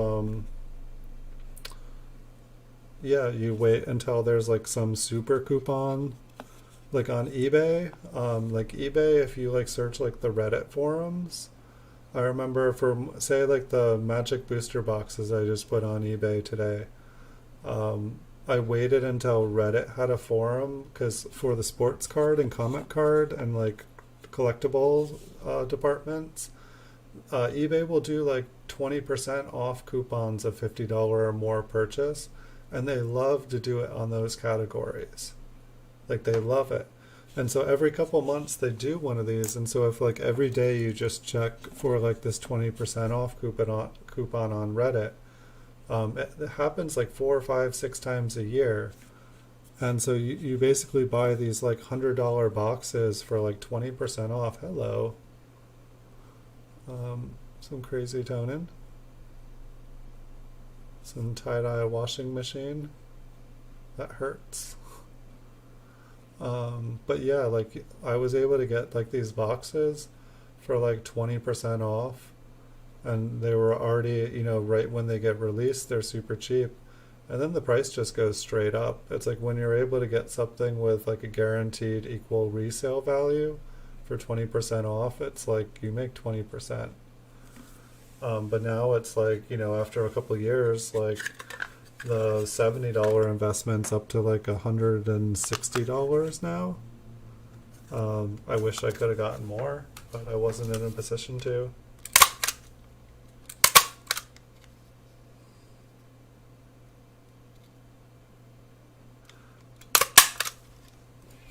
I mean, like, yeah, part of me would like to think, yeah. It just seems like baseball, to me, it seems like baseball cards had its time. Stamps had their time. Maybe I'm wrong. I feel like there will always be people who collect them and enjoy them. But I feel like other things will come. I feel like just social behavior changes. What is desirable. I don't know, with the way we're all programmed or whatever, I feel like it'll be whatever is wanted of us to feel fascinated and collect. It's like, I don't know, like I see children these days, like you can buy them all the toys that, older generations played with. Some of them, it seems like the kids still like, but like some of the stuff, they don't get it. They're all, um, I don't know, and I can't speak for all kids, just from what I kind of see, like things have changed, trends change, like what kids want. It's like what they see on while they're watching their video or while they're watching their cartoons and stuff. That's like the stuff that they're like, wow. But maybe it will be. I mean, I feel like, to me, it feels like baseball cards after like the oldest generation, that really mass consume them kind of passes. I feel like that it's just going to go down, down, that there's going to be less people that just associate baseball cards as a thing. Hey, welcome back, Sev. Good to have you back. We've just been talking about baseball cards and collecting and just things in general. I don't know. I keep seeing people talk about baseball cards, this and that, and I was watching someone who I really admire their coin grading abilities, and he was saying he's putting coins on the side. He's going full into baseball card collecting because that's where he sees the market moving. It's like he basically he's stopping coin collecting for right now. Um, so to me, it's madness, but it's also making me say like, wait, why? What's going on? What do I not know about? It makes me go, hmm.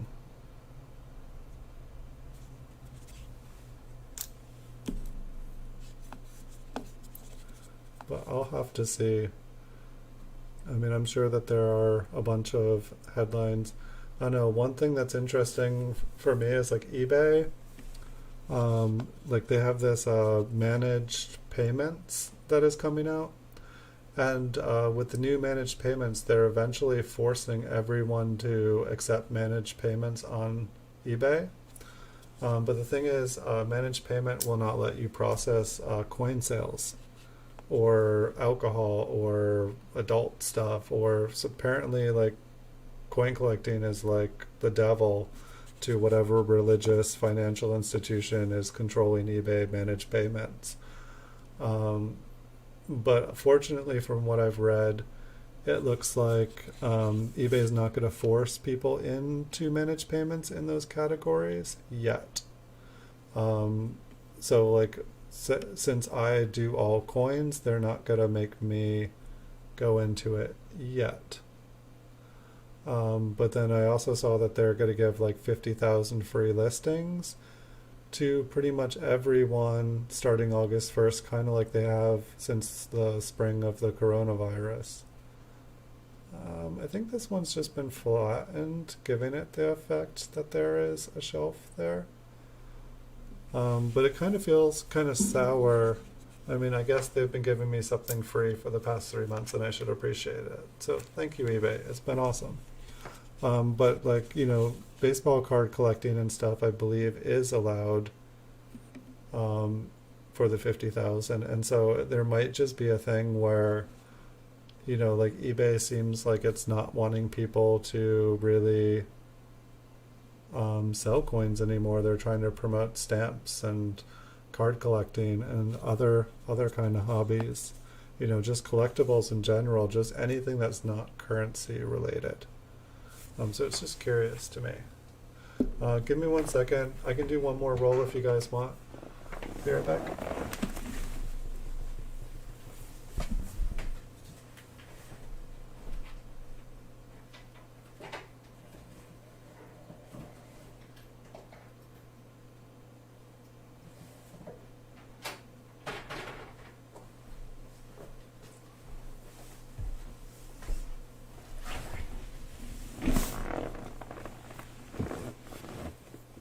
Okay, I'm back. So yeah, it seems like they don't want people to do coins, but they said they're not going to force people into it until after they figure out how to allow people to sell coins. Like, to me, it doesn't make any sense that they would not allow them to, like, permanently. But it's like, if they all of a sudden wouldn't let me sell coins on eBay anymore, I would definitely be taking my business somewhere else.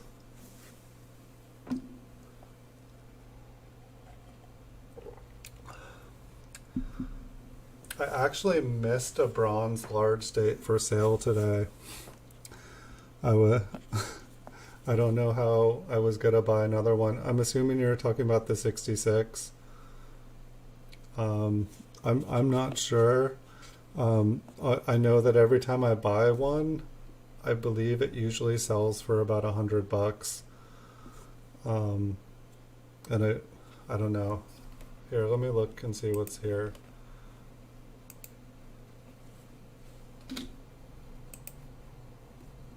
Give me 1 second. So the MS66 Philadelphia.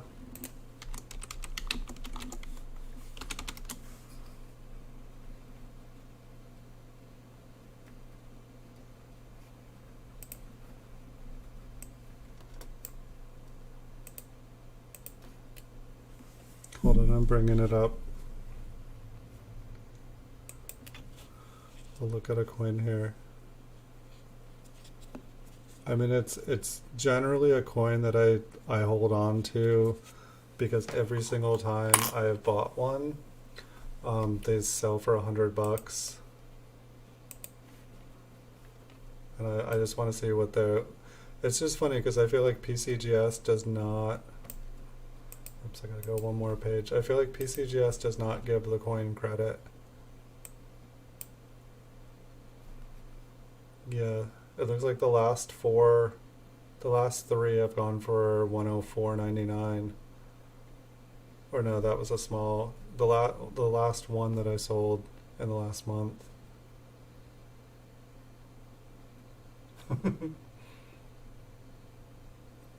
Yeah, and it looks like both of the Philadelphia smalls. I just listed 2 of them today, I think. I just listed a 66 bronze date. That's a 65. What's going on there? And an 82 66. So I guess I already had the bronze large. I must have done that earlier in the week. I went on like a 1982 kick here. Did that page load up here?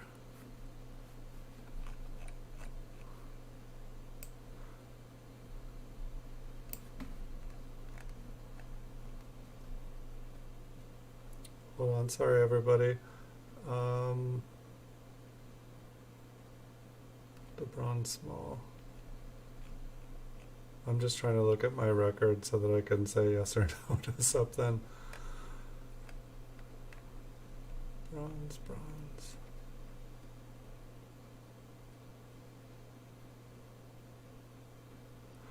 I don't know. I paid over double the PCGS for some of my bronze large dates. I don't know if you're wanting to like put some offers on them, like just because I believe I have more than one of some of them. We can try to figure something out. I'm trying to sell a couple things because I have a couple things to pay for as well.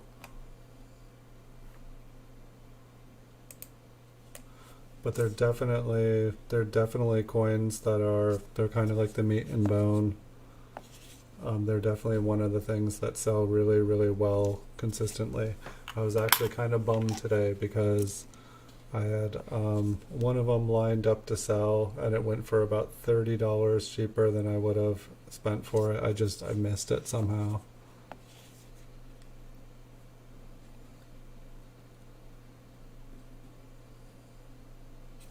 Yeah, without knowing exactly which one you're talking about, because some of them, like I feel for one of the bronze, I paid like over twice I think the PCGS value for it. Um, but it's just I don't know, like the large, the MS67s, they usually go between like 150 and 200. And then the 66s, they usually seem to go for between like 89 and like 109. And like the PCGS price will have them like for some of them, it'll be way, way lower. Um, I don't know exactly what, but it's like I put them up. They usually sell within a week. Like the 64 and 65, sometimes they'll sit around for a couple weeks. But it's usually because there's something else, a higher grade one up. But once all the higher grade ones are gone, they sell as well. This one's got some like kind of cool bright spots on it.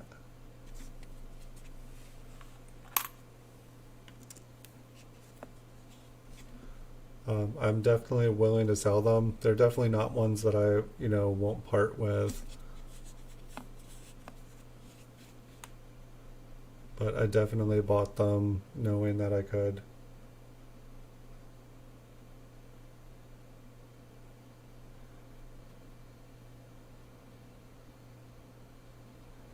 The least expensive coin that I have for sale on eBay, I think, is like probably like a $7.99, like a modern graded proof Lincoln Memorial cent. I have about 600 of them that, like I feel like the PCGS price is higher than what I'm selling them for. It's just, I don't, I like them. I like having them as part of my set. But I just don't sell them. Like, I mean, I used to have them at like 19.99 to 29.99. And I'd sell like one or two a month. But I would rather, have 600 less coins in my set and have, 600 coins that, would sell regularly. I just feel like I have a lot of stuff that just kind of sits there. And it's okay because it gives me a nice full inventory. But I would like to have things more fluid. Like I see a lot of people's, like the way that they set up, they're selling 1% of their store on average a day. And I think that makes a lot of sense because then you're having like every month you're having about a 30% turnover. And I think that's smart because it keeps everything fresh, and it keeps everything moving. But for the most part, like coins, like I'm showing you guys here now, like, they're like between like 10 cents and a couple bucks. But my shipping that I use, it's like first class with tracking. It costs a little bit over $3, just at the kind of the beginning UPS rate. So it's like it's hard for me. I have to like package a bunch of coins together if I was to sell kind of lower priced ones. So let's check these out. Dun, dun,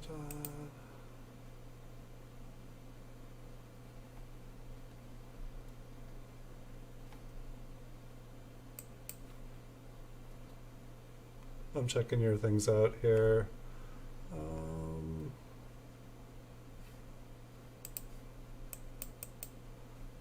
I can do the bronze small date here.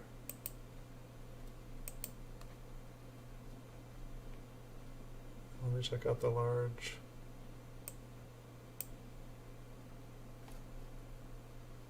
$694. I can do the large. All right, you got your small and large there. Thank you, Andrew. It's like funny, like I never, like the point of the streams here are not necessarily to like sell coins. Like I'm just more like look at coins and learn.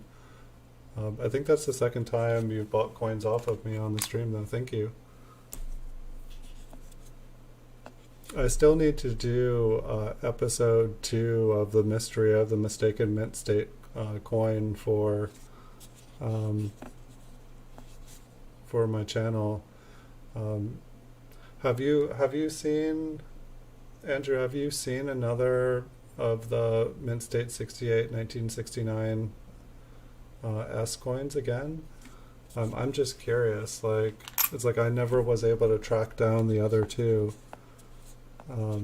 It's like I've gotten a couple hundred views on that video, which I honestly thought I would get more. But it's like now that like we know that all of the mint state 60, what was mint state 68s, that they don't exist. I think that I thought people would be really interested in that. You buried them.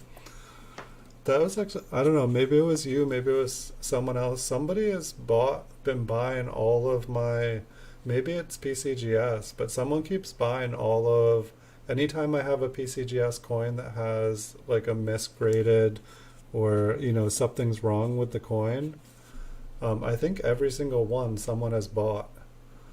And so I don't know if it's a thing or if PCGS is like buying them up to like kind of like not have these coins on the market because I don't think they look good. When you have like a D mint marked coin and a S mint marked slab, I don't think it's good for reputation.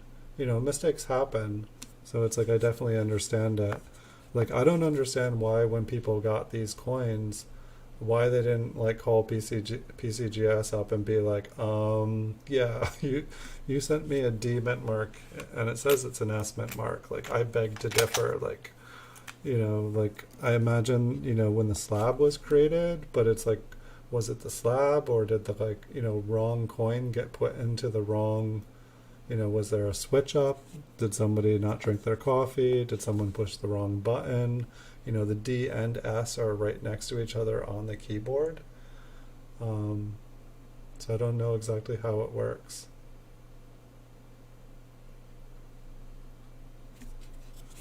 But like people have definitely been selling, or people have definitely like bought. I'm not sure if I have any more air slabs left.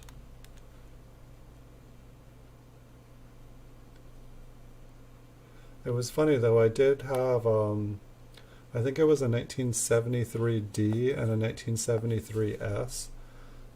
They were like both the same grade, but the D had an S in it and the S had a D in it. So I don't think I ever got to check to see if like the serial numbers were close to each other, but it almost seemed like I had, like the coin that they messed up on. I don't know. I can't check now. Well, that's the funny thing is that most of these were not, they were like $5 to $10 coins. They were just, low grade kind of filler coins. So I don't 100% get it. Like say like the coin that we were talking about, the MS68 1969S, is like that one was dangerous because it was basically like a $20 coin inside of like a $2,000-3,000 slab. And like the fact that like Andrew and me and other people could be like, well, maybe it's real. It's like I feel like somebody else could be like, yeah, I want to buy that slab. If they just scanned it and looked at it, and it was like, wow, that's a really beautiful coin. I didn't realize how nice looking MS68 coins were. That looks so nice. I feel like that was the whole reason me and Andrew started talking about it, was like, this is a dangerous coin. This is a really dangerous coin. Um,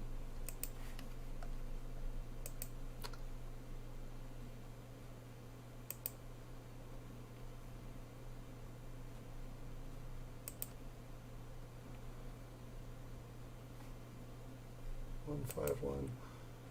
Hold on, I'll check it out, Andrew.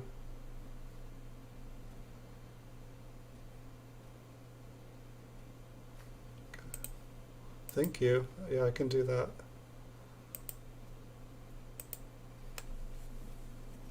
And I haven't even looked at the population numbers for. I haven't looked at the population numbers for the 1982s. It's just, I don't know why they go for so much money. Like, it's beyond me. Like, I mean, it's like I use the PCGS price guide and stuff as a reference for stuff, but I notice that when I pay, it's like if I put stuff up, they sell instantly for that price, or if I try to buy for that price, I get outbid. Um, and so it's like I don't understand why some prices, like I don't get the trends in some things. Like the 80s are like that, the 1960p small dates are like that. I feel like, I don't know, I feel like the 1970 small date has definitely gone. That's some pretty, yeah, they don't appear, I feel like there's not many of them out there. I mean, if there's only 214 in MSX, that's not a high population for a business strike coin. What's going on with Lincoln's brain here? Do we have another exterior brain error?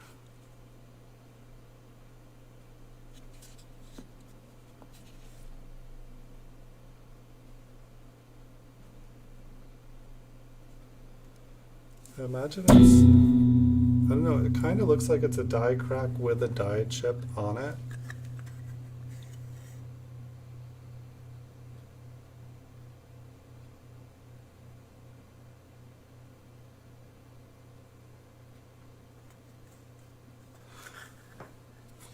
Yeah, I don't know. It's like, say with like, I mean, like I know we are talking about the 1969 S MS68 red, but like say like we didn't run into those coins, Andrew, we wouldn't know that MS67 red is actually the top population. So, and when the when the four MS68s got graded by accident because they were really proofs, it halved the price of the MS67. So it's like, I don't know, like, but I feel like some people do know it because there were quite a few MS 66 1969's S's up on eBay. I think there might even still be one up, but like the price on them is high. Like I got outbid. I tried to win one at auction, and the other was at buy it now for above PCGS price. But it's like I feel like the market in some ways is possibly manipulated, where they put the price down low and then they just buy everything up, and then once they have the majority or the almost every one that's available, then the price goes up. I don't understand why some stuff is not worth more. Like I really don't. It's beyond me.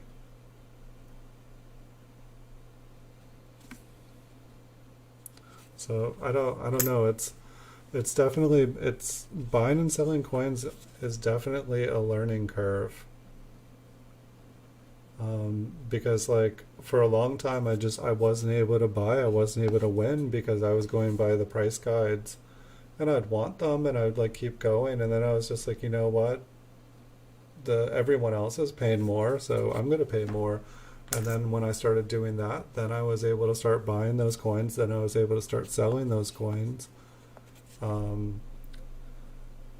it's like I definitely feel like, knowing and watching and seeing what stuff is going for is like, it's like, sit, wait, watch, listen, just learn.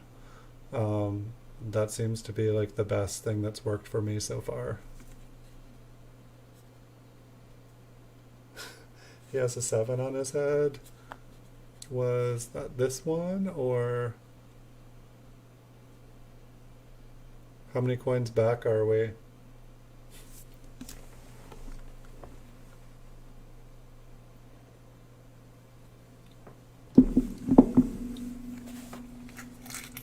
I think the last time I looked over was what Andrew was saying. I'll take a look at the last couple ones. I don't see a 7.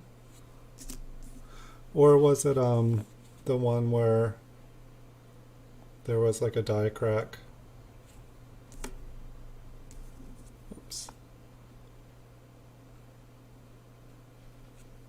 2 coins back.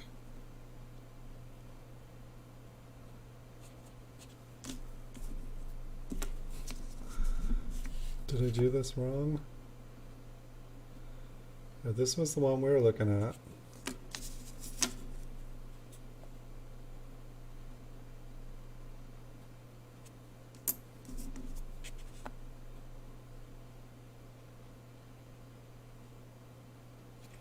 The one, okay, the one in a flip. That should be on the top. I'd be happy to check that out again. Is it this one? Oh, it does kind of look like a 7.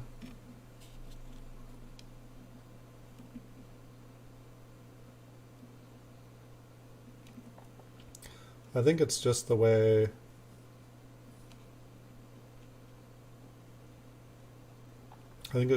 the metal folded. It does look like a 7 though. You were right.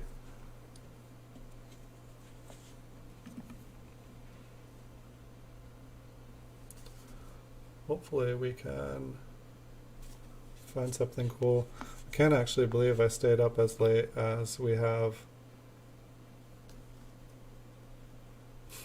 Like I was so tired, like the name of the stream, what day is it? Roll search. That's basically how I'm feeling today. It's just a little bit aloof. Liberty is just like lost in the grime there.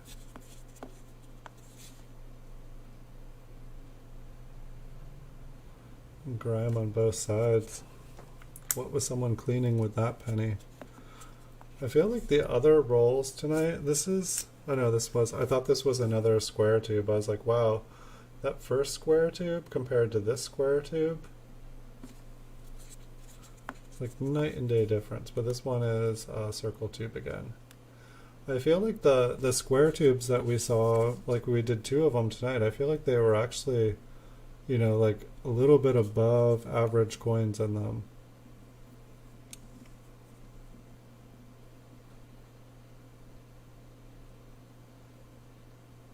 Looks like an RPM here. Would you agree, Paul? This one looks, it looks like it is split on the top and the bottom. We've got a 58D. I feel like this coin looks familiar, but if I had found this one before, it would be in a flip, but not in this roll. And I pulled this roll from the vault, and the other ones that we've gone through previous nights are in boxes now.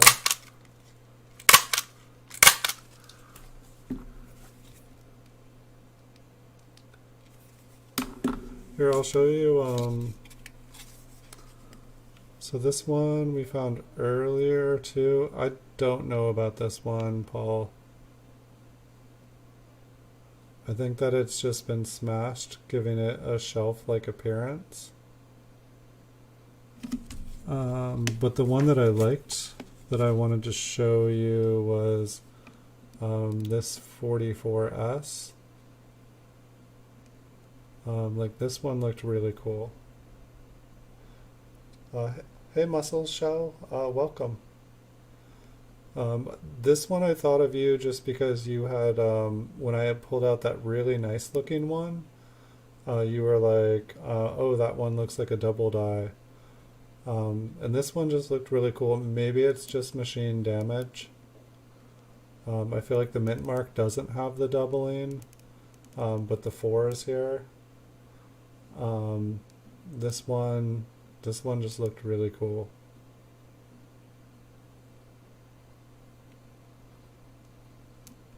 I feel like that one like kind of looked like the coolest coin of the night.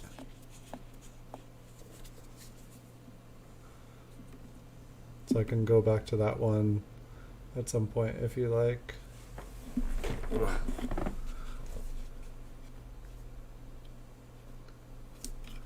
Oh, my back is feeling a little stiff.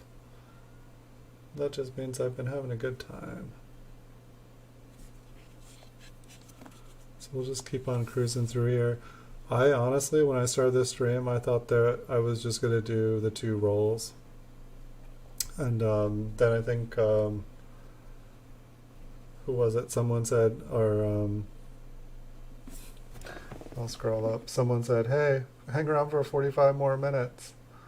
Seb said, hang around for 45 more minutes. And so I did. And we got another roll. And I think Andrew and I were talking. And so I got another roll. And so here we are on the fourth roll again, past 11 o'clock. And yeah, I'm just amazed. I was tired today. I was like, wow, maybe I shouldn't take a night off. I was thinking I would all day today. I was like, it's not a scheduled stream night. I could take a night off. But then when it actually got later, I was like, I want to stream. Too much damage on the second RPM looking one.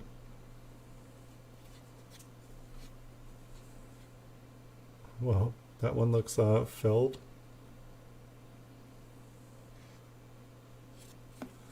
You can still check it out. I feel like a bunch of the coins earlier were way, way, way nicer. But that was a nice little RPM out of the blue.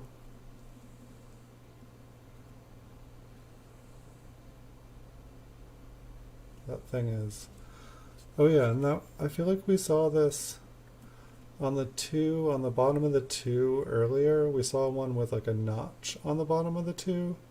And I almost feel like I'm seeing that again. It's like that one looks like it has a little line under the two. But I was noticing this notch on the bottom of the two, and maybe that's a normal thing, and I just never noticed it before, but it definitely, I was like, oh, what is that?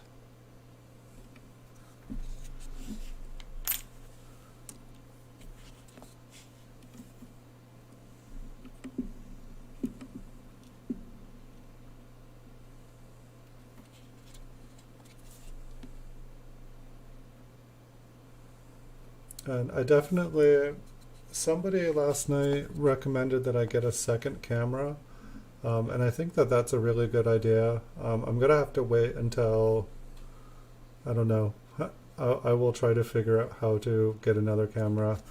It's definitely possible. I know my computer and everything could handle it. It looked like it was only 120 bucks for the same dyno light that I have. Or I'm sorry, probably the newer model of the one that I have, because mine's 10 years old, on eBay.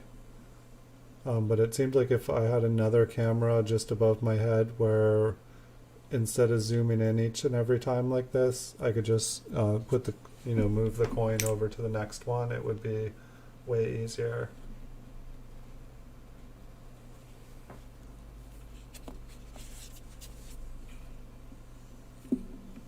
I wouldn't have to get all fuzzy on you guys. And then after, I could just put a coin up there and I could move on to the next coin while you guys all stare and, think about what you guys think of the other coin.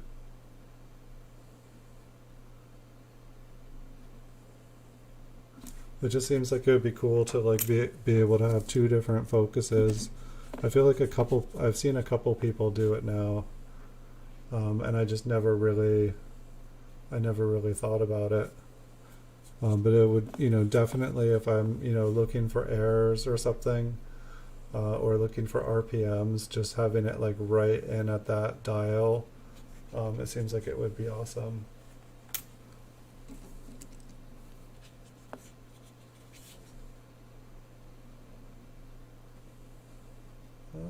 Looks like maybe a partially filled.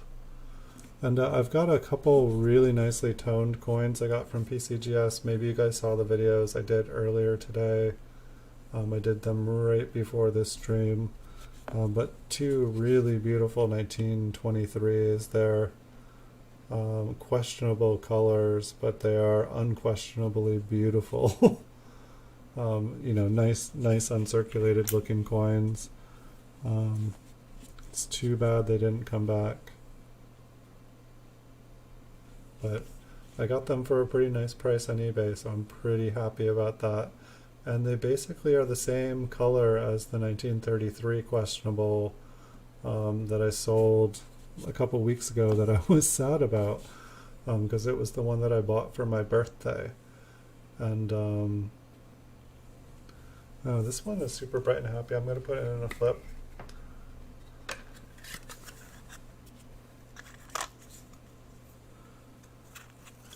So I know we've still got quite a few more coins tomorrow. Hopefully I will be down to do another bonus stream tomorrow. I'll just make sure I get straight to sleep tonight and not get lost in eBay land. But it definitely looks like I can stream tomorrow night. And so I have tons more rolls of these. And I started to open all the packages of the proof mint cellos, so I have some really nice coins. We can look for some varieties and all of those. And one thing I'm trying to figure out too is I think I want to open like the 10 proof mint sets from 1958 on the show, because they're unopened. Or I guess I got to open the package to make sure they're unopened, but they say they are.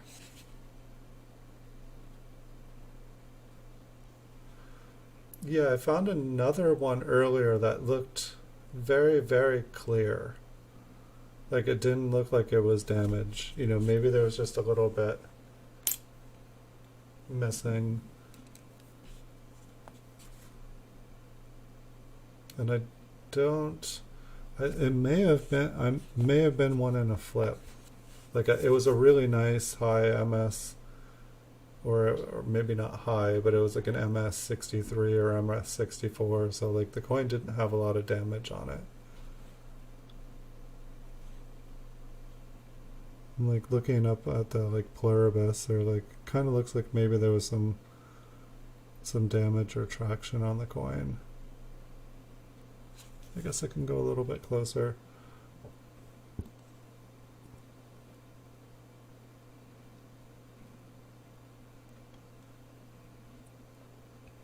I mean, I think it's like a skid mark. I think it's like where something kind of like pushed up against the coin. But yeah, I'm trying to figure out what to do with these mint sets. It's like I'd like to do it in a way, if I'm gonna open them, I don't know how to say this right. If I'm gonna open them, I've never opened something like them. I've never opened an old proof set before. I know 1958. You're probably saying no, it's not that old, but I've never done it. I think I've only owned one 1958 proof set before. So for me it's kind of exciting, but I feel like I want to somehow let people know that I'm going to do it. Normally I just do normal shows, but it seemed like something that if I did it, it would be fun to do live with a bunch of people. That if I could create some good energy, we might manifest some really awesome coins inside it. Or everyone could hold my hand as I cry when I open them and they're all totally environmentally damaged inside. It would either be really awesome or really sad. But I'm excited about them. I don't think I'm going to send them in unopened to PCGS. Like, I mean, I think I will send them in their mint cello to PCGS. But I think that whoever said make sure that they are what they're supposed to be, make sure they're not just some modern proof sets inside a 58 proof set. Yes, exactly. I just look over at what you said, Paul. Exactly what you just said. Um, but it just seemed like it would be fun to do live. And then you guys could all see, I mean, maybe some of you guys do open 10 proof mint sets for breakfast. I just don't know. Like, I don't know what the normal is out there in the world. But for me, hey, this 1952, I think it has that same notch and line than that last one did. I mean, this one's less of a notch, but that like kind of like little thing is there. And I can imagine a notch there just like without the line.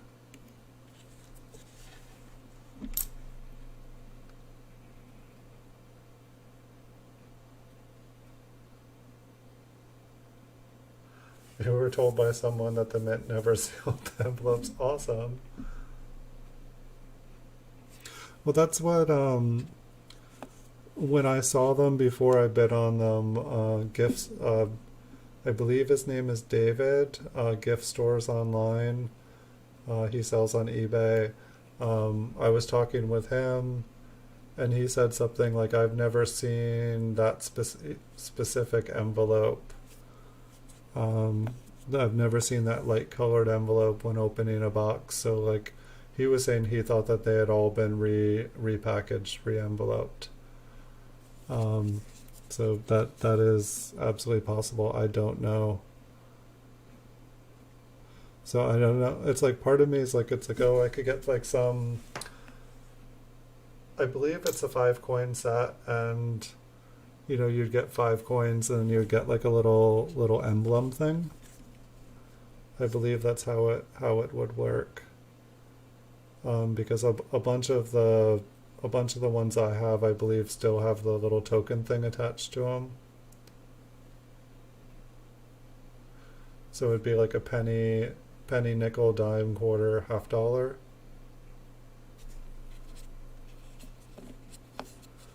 This is my belief anyway. I've never opened them, but I have seen, opened ones online, and I think I owned one once. Not 100% sure what's going on there.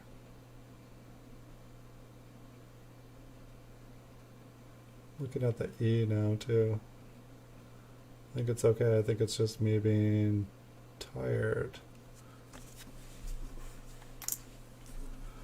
One thing that I'm surprised is that like I haven't just found a really nice or like just like a beat up proof coin in any of these circulated. Like, when I'm pulling out all the coins that look better to me, I would think that by accident I would pull out a proof coin or something.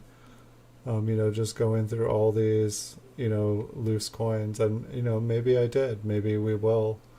I know that. Oh wow, this one actually has.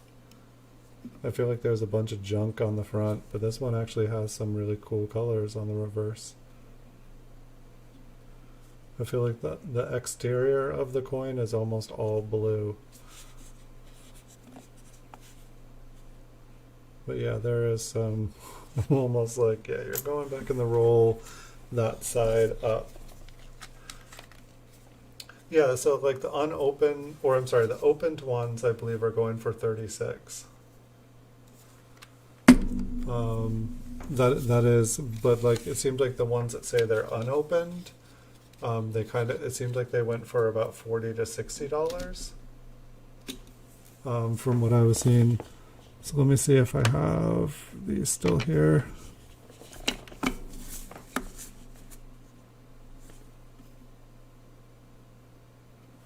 And so I don't know if these will show up here. But so this is one of the 1923s. I found this light. I know I'm blinding you guys, but this light worked a lot better. So I don't know if you guys remember the 1933 that used to be behind me up above me. That was so this one, is PCGS, questionable color, uncirculated detail. Yes. So yeah, this is the unopened, unsearched estate sale. It was from Associated Estate and Appraisal.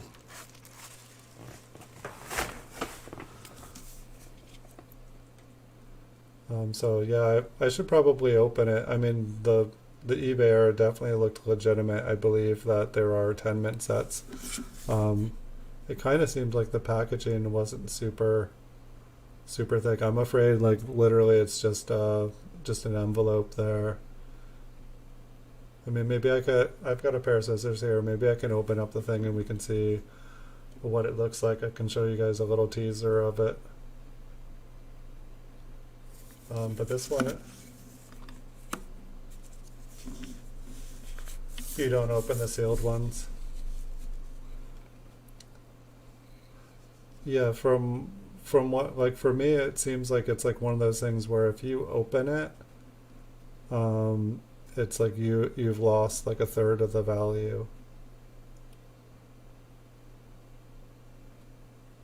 So I believe the reverse. So it's funny, like one of these, the front is like the insane blue purple color, and the other one, it's the reverse is the insane blue purple color.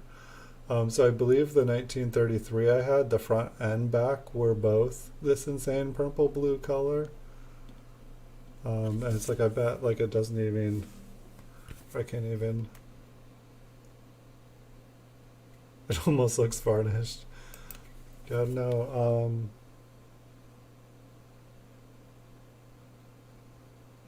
I'm just trying to see, like, so it's like I don't have a light.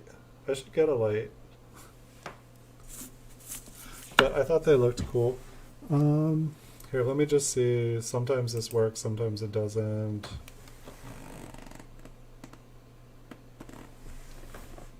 Sorry, sometimes that works to focus. We're gonna, I don't feel like it's working super good here. Let's see. This has been in quarantine now.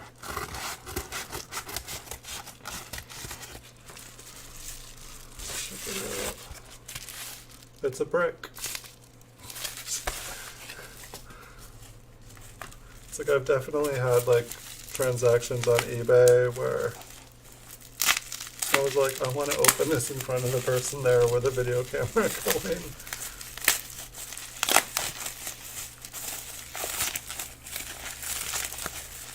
Okay, we got a layer of bubble wrap inside it, so that's good. Then we got down to this.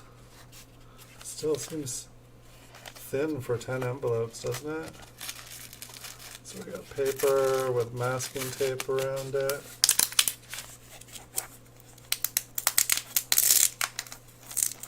No, I haven't. I'm opening it right now. I'm not opening the sets tonight, but we can look to see. Oh boy. We'll make sure that this is inside it. That's what we're doing tonight. Yeah, I think I'm in. Ooh. Oh, I think I got another piece of tape. Sometimes I tell you.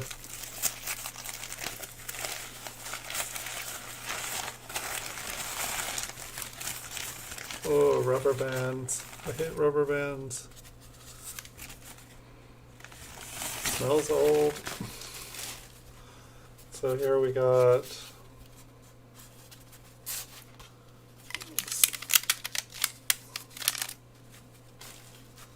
we'll see here.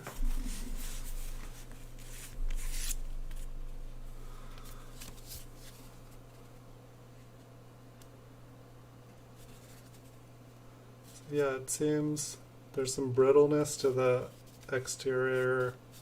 I guess we probably can't see.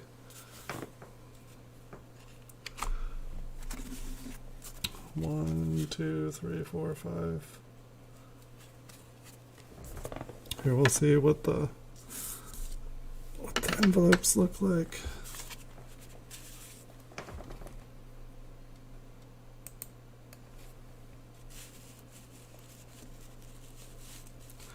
I mean, that's like some pretty good glue that thing is like still all the way.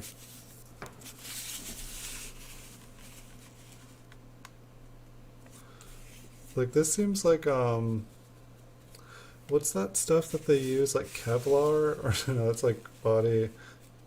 I don't know, like the post office has these like special envelopes that are like indestructible. Like it's like this glue goes on the outside.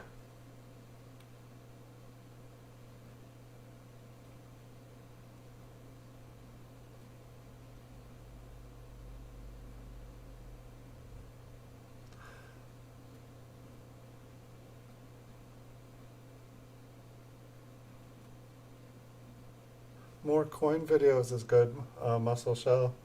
Yeah, I'm sorry you're off your feet. Sorry to hear about your foot. Um, they are sealed, don't open. Okay. Yeah, it's like I can feel the envelope moving around a little bit. I was trying to like see if all the seals are kind of the same. The envelopes do have like slightly different fading, but like this, like the envelope doesn't seem like normal kind of paper. It like feels like there is like some sort of stronger fiber in it. Guess we're kind of getting stacked up here.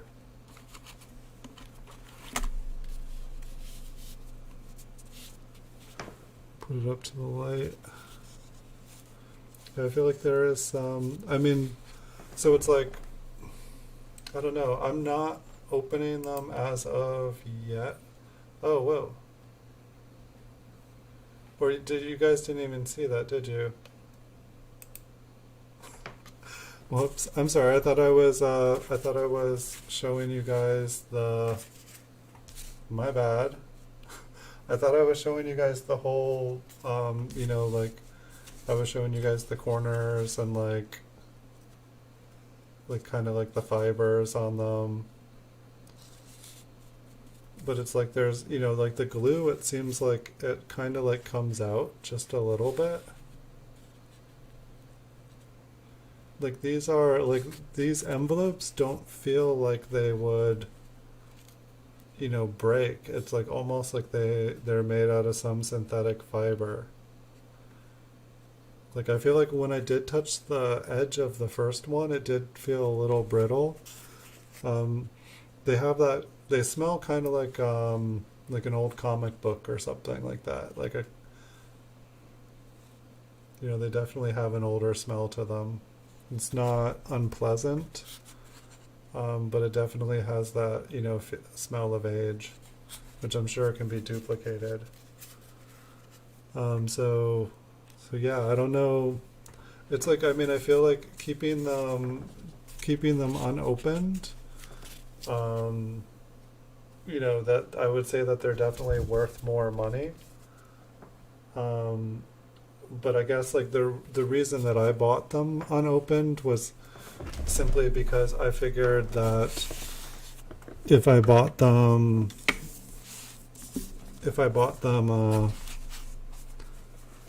opened, basically somebody else would have just cherry picked everything from the coin.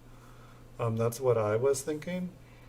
Is that all the open ones people basically like have looked at 10,000 times, and so it's going to be basically the lowest grade you can get. These could all be terrible inside. You don't know, and so in that way, it's like if I open one and it's terrible, then it's like I probably should sell the other 9. Or if I open 2 and they're terrible, like open the top and the bottom, and if they're terrible, just sell them as unopened. I don't know how people do it. I bought them wanting to open them and grade them. I figured that if I had a chance at finding a high grade coin high grade proof in the wild that it would be in one of these, a set like this. Maybe that's what everybody thinks, and it's one in a million. I mean, for 1958, what they made like 870,000 sets or something like that.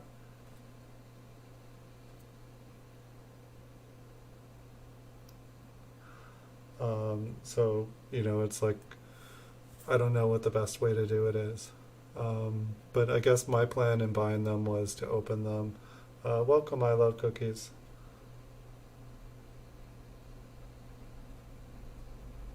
There's an 1858 mint set. Does it have a flying eagle in it? That sounds hot. How much is that for sale? That sounds really awesome, Blue Sandy.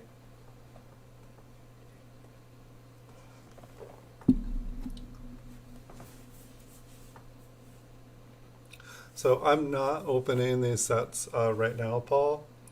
Um, Basically, before I do it, I'm gonna need to save up enough money to be able to do a bulk submission. So it's probably gonna be about $1,400 to $1,600, and so that's kind of where that's at. And so I guess I was thinking, basically before I was ready to do that, doing a open reveal, and we can open them up and we can all take a look at them and see, and you guys can give me your guys' thoughts, like, no, don't send these in, or yes, do it. It would be awesome. It can, an 1858 mint set can't be $175. I mean, that would have an MS, that would have a mint state flying eagle scent in it.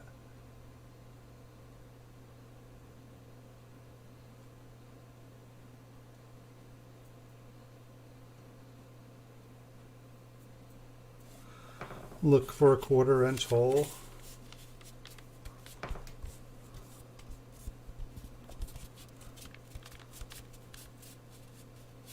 I mean, yeah, I can feel that there is something. I can feel that there's something else in there because when I go to feel the coins, I mean, it almost feels like there's like, something long in it.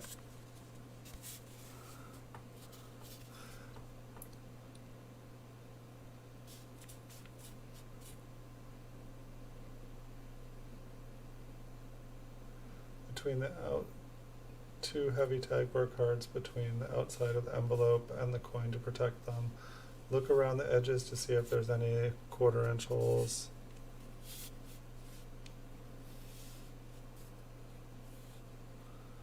I'd say like the closest thing to a 1/4 inch hole would be, I don't see a 1/4 inch hole, but like see on the corner of this one, it seems like it is just opened a little tiny bit. This one doesn't look like it. Would it be like, would somebody like stick like a little microscope camera in it or something?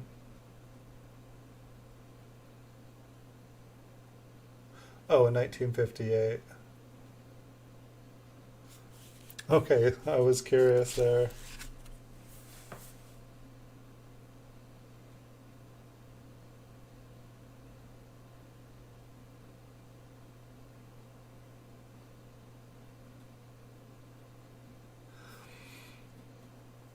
And so, like, for the additional cost of attribution for the coins, would that be if one of the coins was like a variety? Um, like if there was like a double die on one of them or something? I mean, like, I was just planning on, trying to get like a proof 68 grade or something. Or, I doubt that one of them would be a cameo or something, but, if we open 10 sets, there could be one with a cameo in it. We don't know.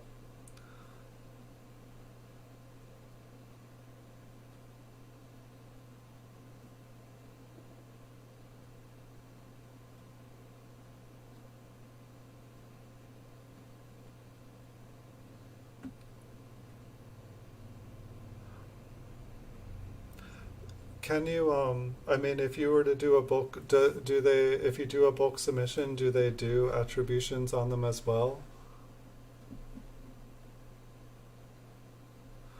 Yeah. No, I don't believe I saw that.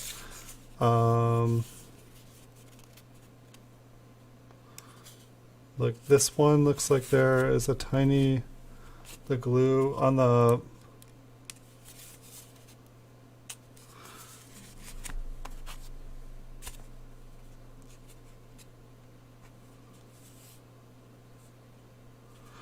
I don't know, on like the, this part here, I feel like this edge right here does open the tiniest bit. Um, but it doesn't seem like it's been, it just seems like it's natural. Like I feel like it might be possible to get something in there.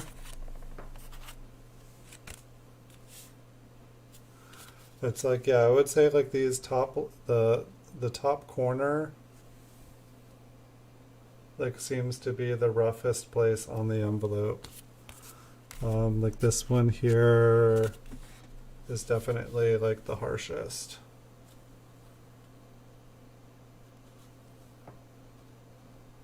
This doesn't really focus, does it?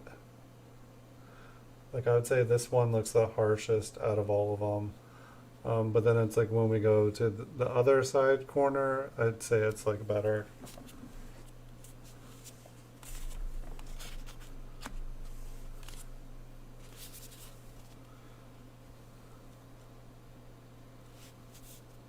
Oops.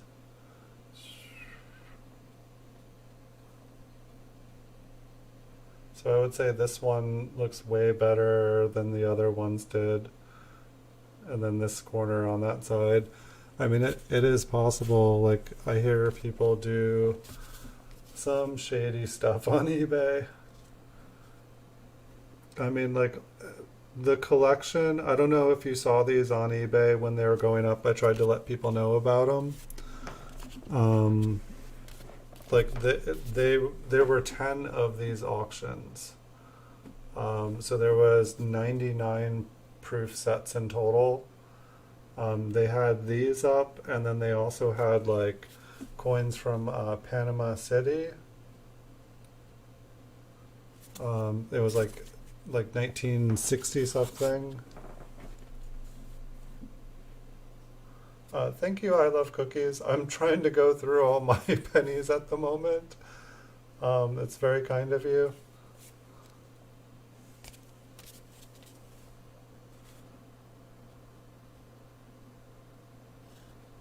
So, I mean, that's what all 10 of these look like. That's like, I don't want to, you know, I don't want to mess with the glue on them too bad. But like overall, like the feel of the envelopes is that they've just been, I'm all fuzzy.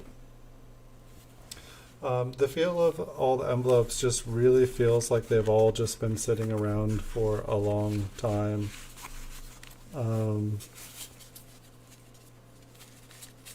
Like if I've ever, I don't know, I haven't really messed with all of these. So I don't know, I've never really messed with mint sets before.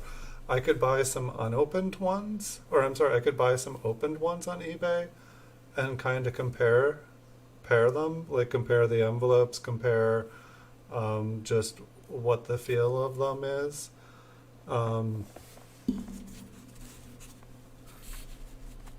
Like I guess if I was to like if I was to like fake one, yeah, why not fake 100 of them? Like there, I think one of the listings, I think the one of 9, they had 2 of them opened, and they used those ones for photos. So like it was like a set of 9 unopened, but 2 of them were opened. And so I think they used pictures from those 2 ones as like a sample pictures of what you would find in the set. But so that's the 10 mint sets. And so at some point here in the future, I'll be opening them. These things are 80, 52, 72 years old. Yeah, it's they feel like they're 72 years old, except for I'm trying to remember what that stuff, what those bags. It's like the indestructible postal bags. It's like a plastic, paper, fiber. It's like it's Tyvek. I'm not sure. I can't remember, but that's what the envelopes remind me of. Like that's they feel really strong and durable. And I thought it meant set that it was just like kind of like a paper. And it's like, you can see like the like fiber, the weave. Um like I thought it was like a paper cardboard. It doesn't feel like a paper cardboard to me. Um so it's like that's something I wasn't expecting. But like I said, I've never opened a proof set. I think when I got a proof set, I don't think it had the original envelope still. I think that it was like just put in like a random envelope. So it's like maybe I should like buy one or two other ones in an envelope, just to see what they're like. Um, but it's almost midnight here, so I should probably be getting off and getting some sleep so that I can do another bonus stream tomorrow night, because I enjoy these. And just thank you guys. I can bring these out again. I'm going to put them in a safe place so that they don't get damaged. But I do want to open these at some point. But I don't want to open them until I have enough money, I think, to do the bulk submission. Because once I open them, I want to send them in. I don't want to leave them hanging around. And it seems like as soon as I open them, they're going to decrease in value. So I want to make sure that I don't decrease their value before I'm ready to do the next thing with them. Yes. Thank you so much, Blue Sandy. Thank you, Paul Hampton. Good to see you. I love cookies. I wish you a good night, Andrew Laws. Um, I wish you a good night, Muscle Shell. I hope your foot does better. I hope you feel better. Hope you get on your foot and enjoy the coin videos until then. Um, if I didn't say have a good night, Blue Sandy, have a good night, Blue Sandy. Have a good night, Sev Weber. I'm just, I just want to make sure I say good night to everybody. I believe Ozzy Colin, you already went to sleep, but good night, Ozzy Colin. Good night, Edwin Vasquez. And thank you guys all. I really appreciate you guys joining me tonight. I learn a lot more doing this. So this is awesome to me. I hope you guys enjoy looking at all the coins. And just thank you guys. This I don't know. I have a lot of fun. My next regularly scheduled stream is on Saturday, and that's when I will be guaranteed to be here at 9 o'clock. I do plan on doing a bonus stream tomorrow night at 9 p.m., but sometimes things are out of my control, and that's why Wednesday and Saturday are my guaranteed streams. But I do, as long as I get some sleep tonight, I do plan on being here tomorrow for a bonus stream. So thank you guys so much. Wish you guys good nights, and I'll see you all in the future.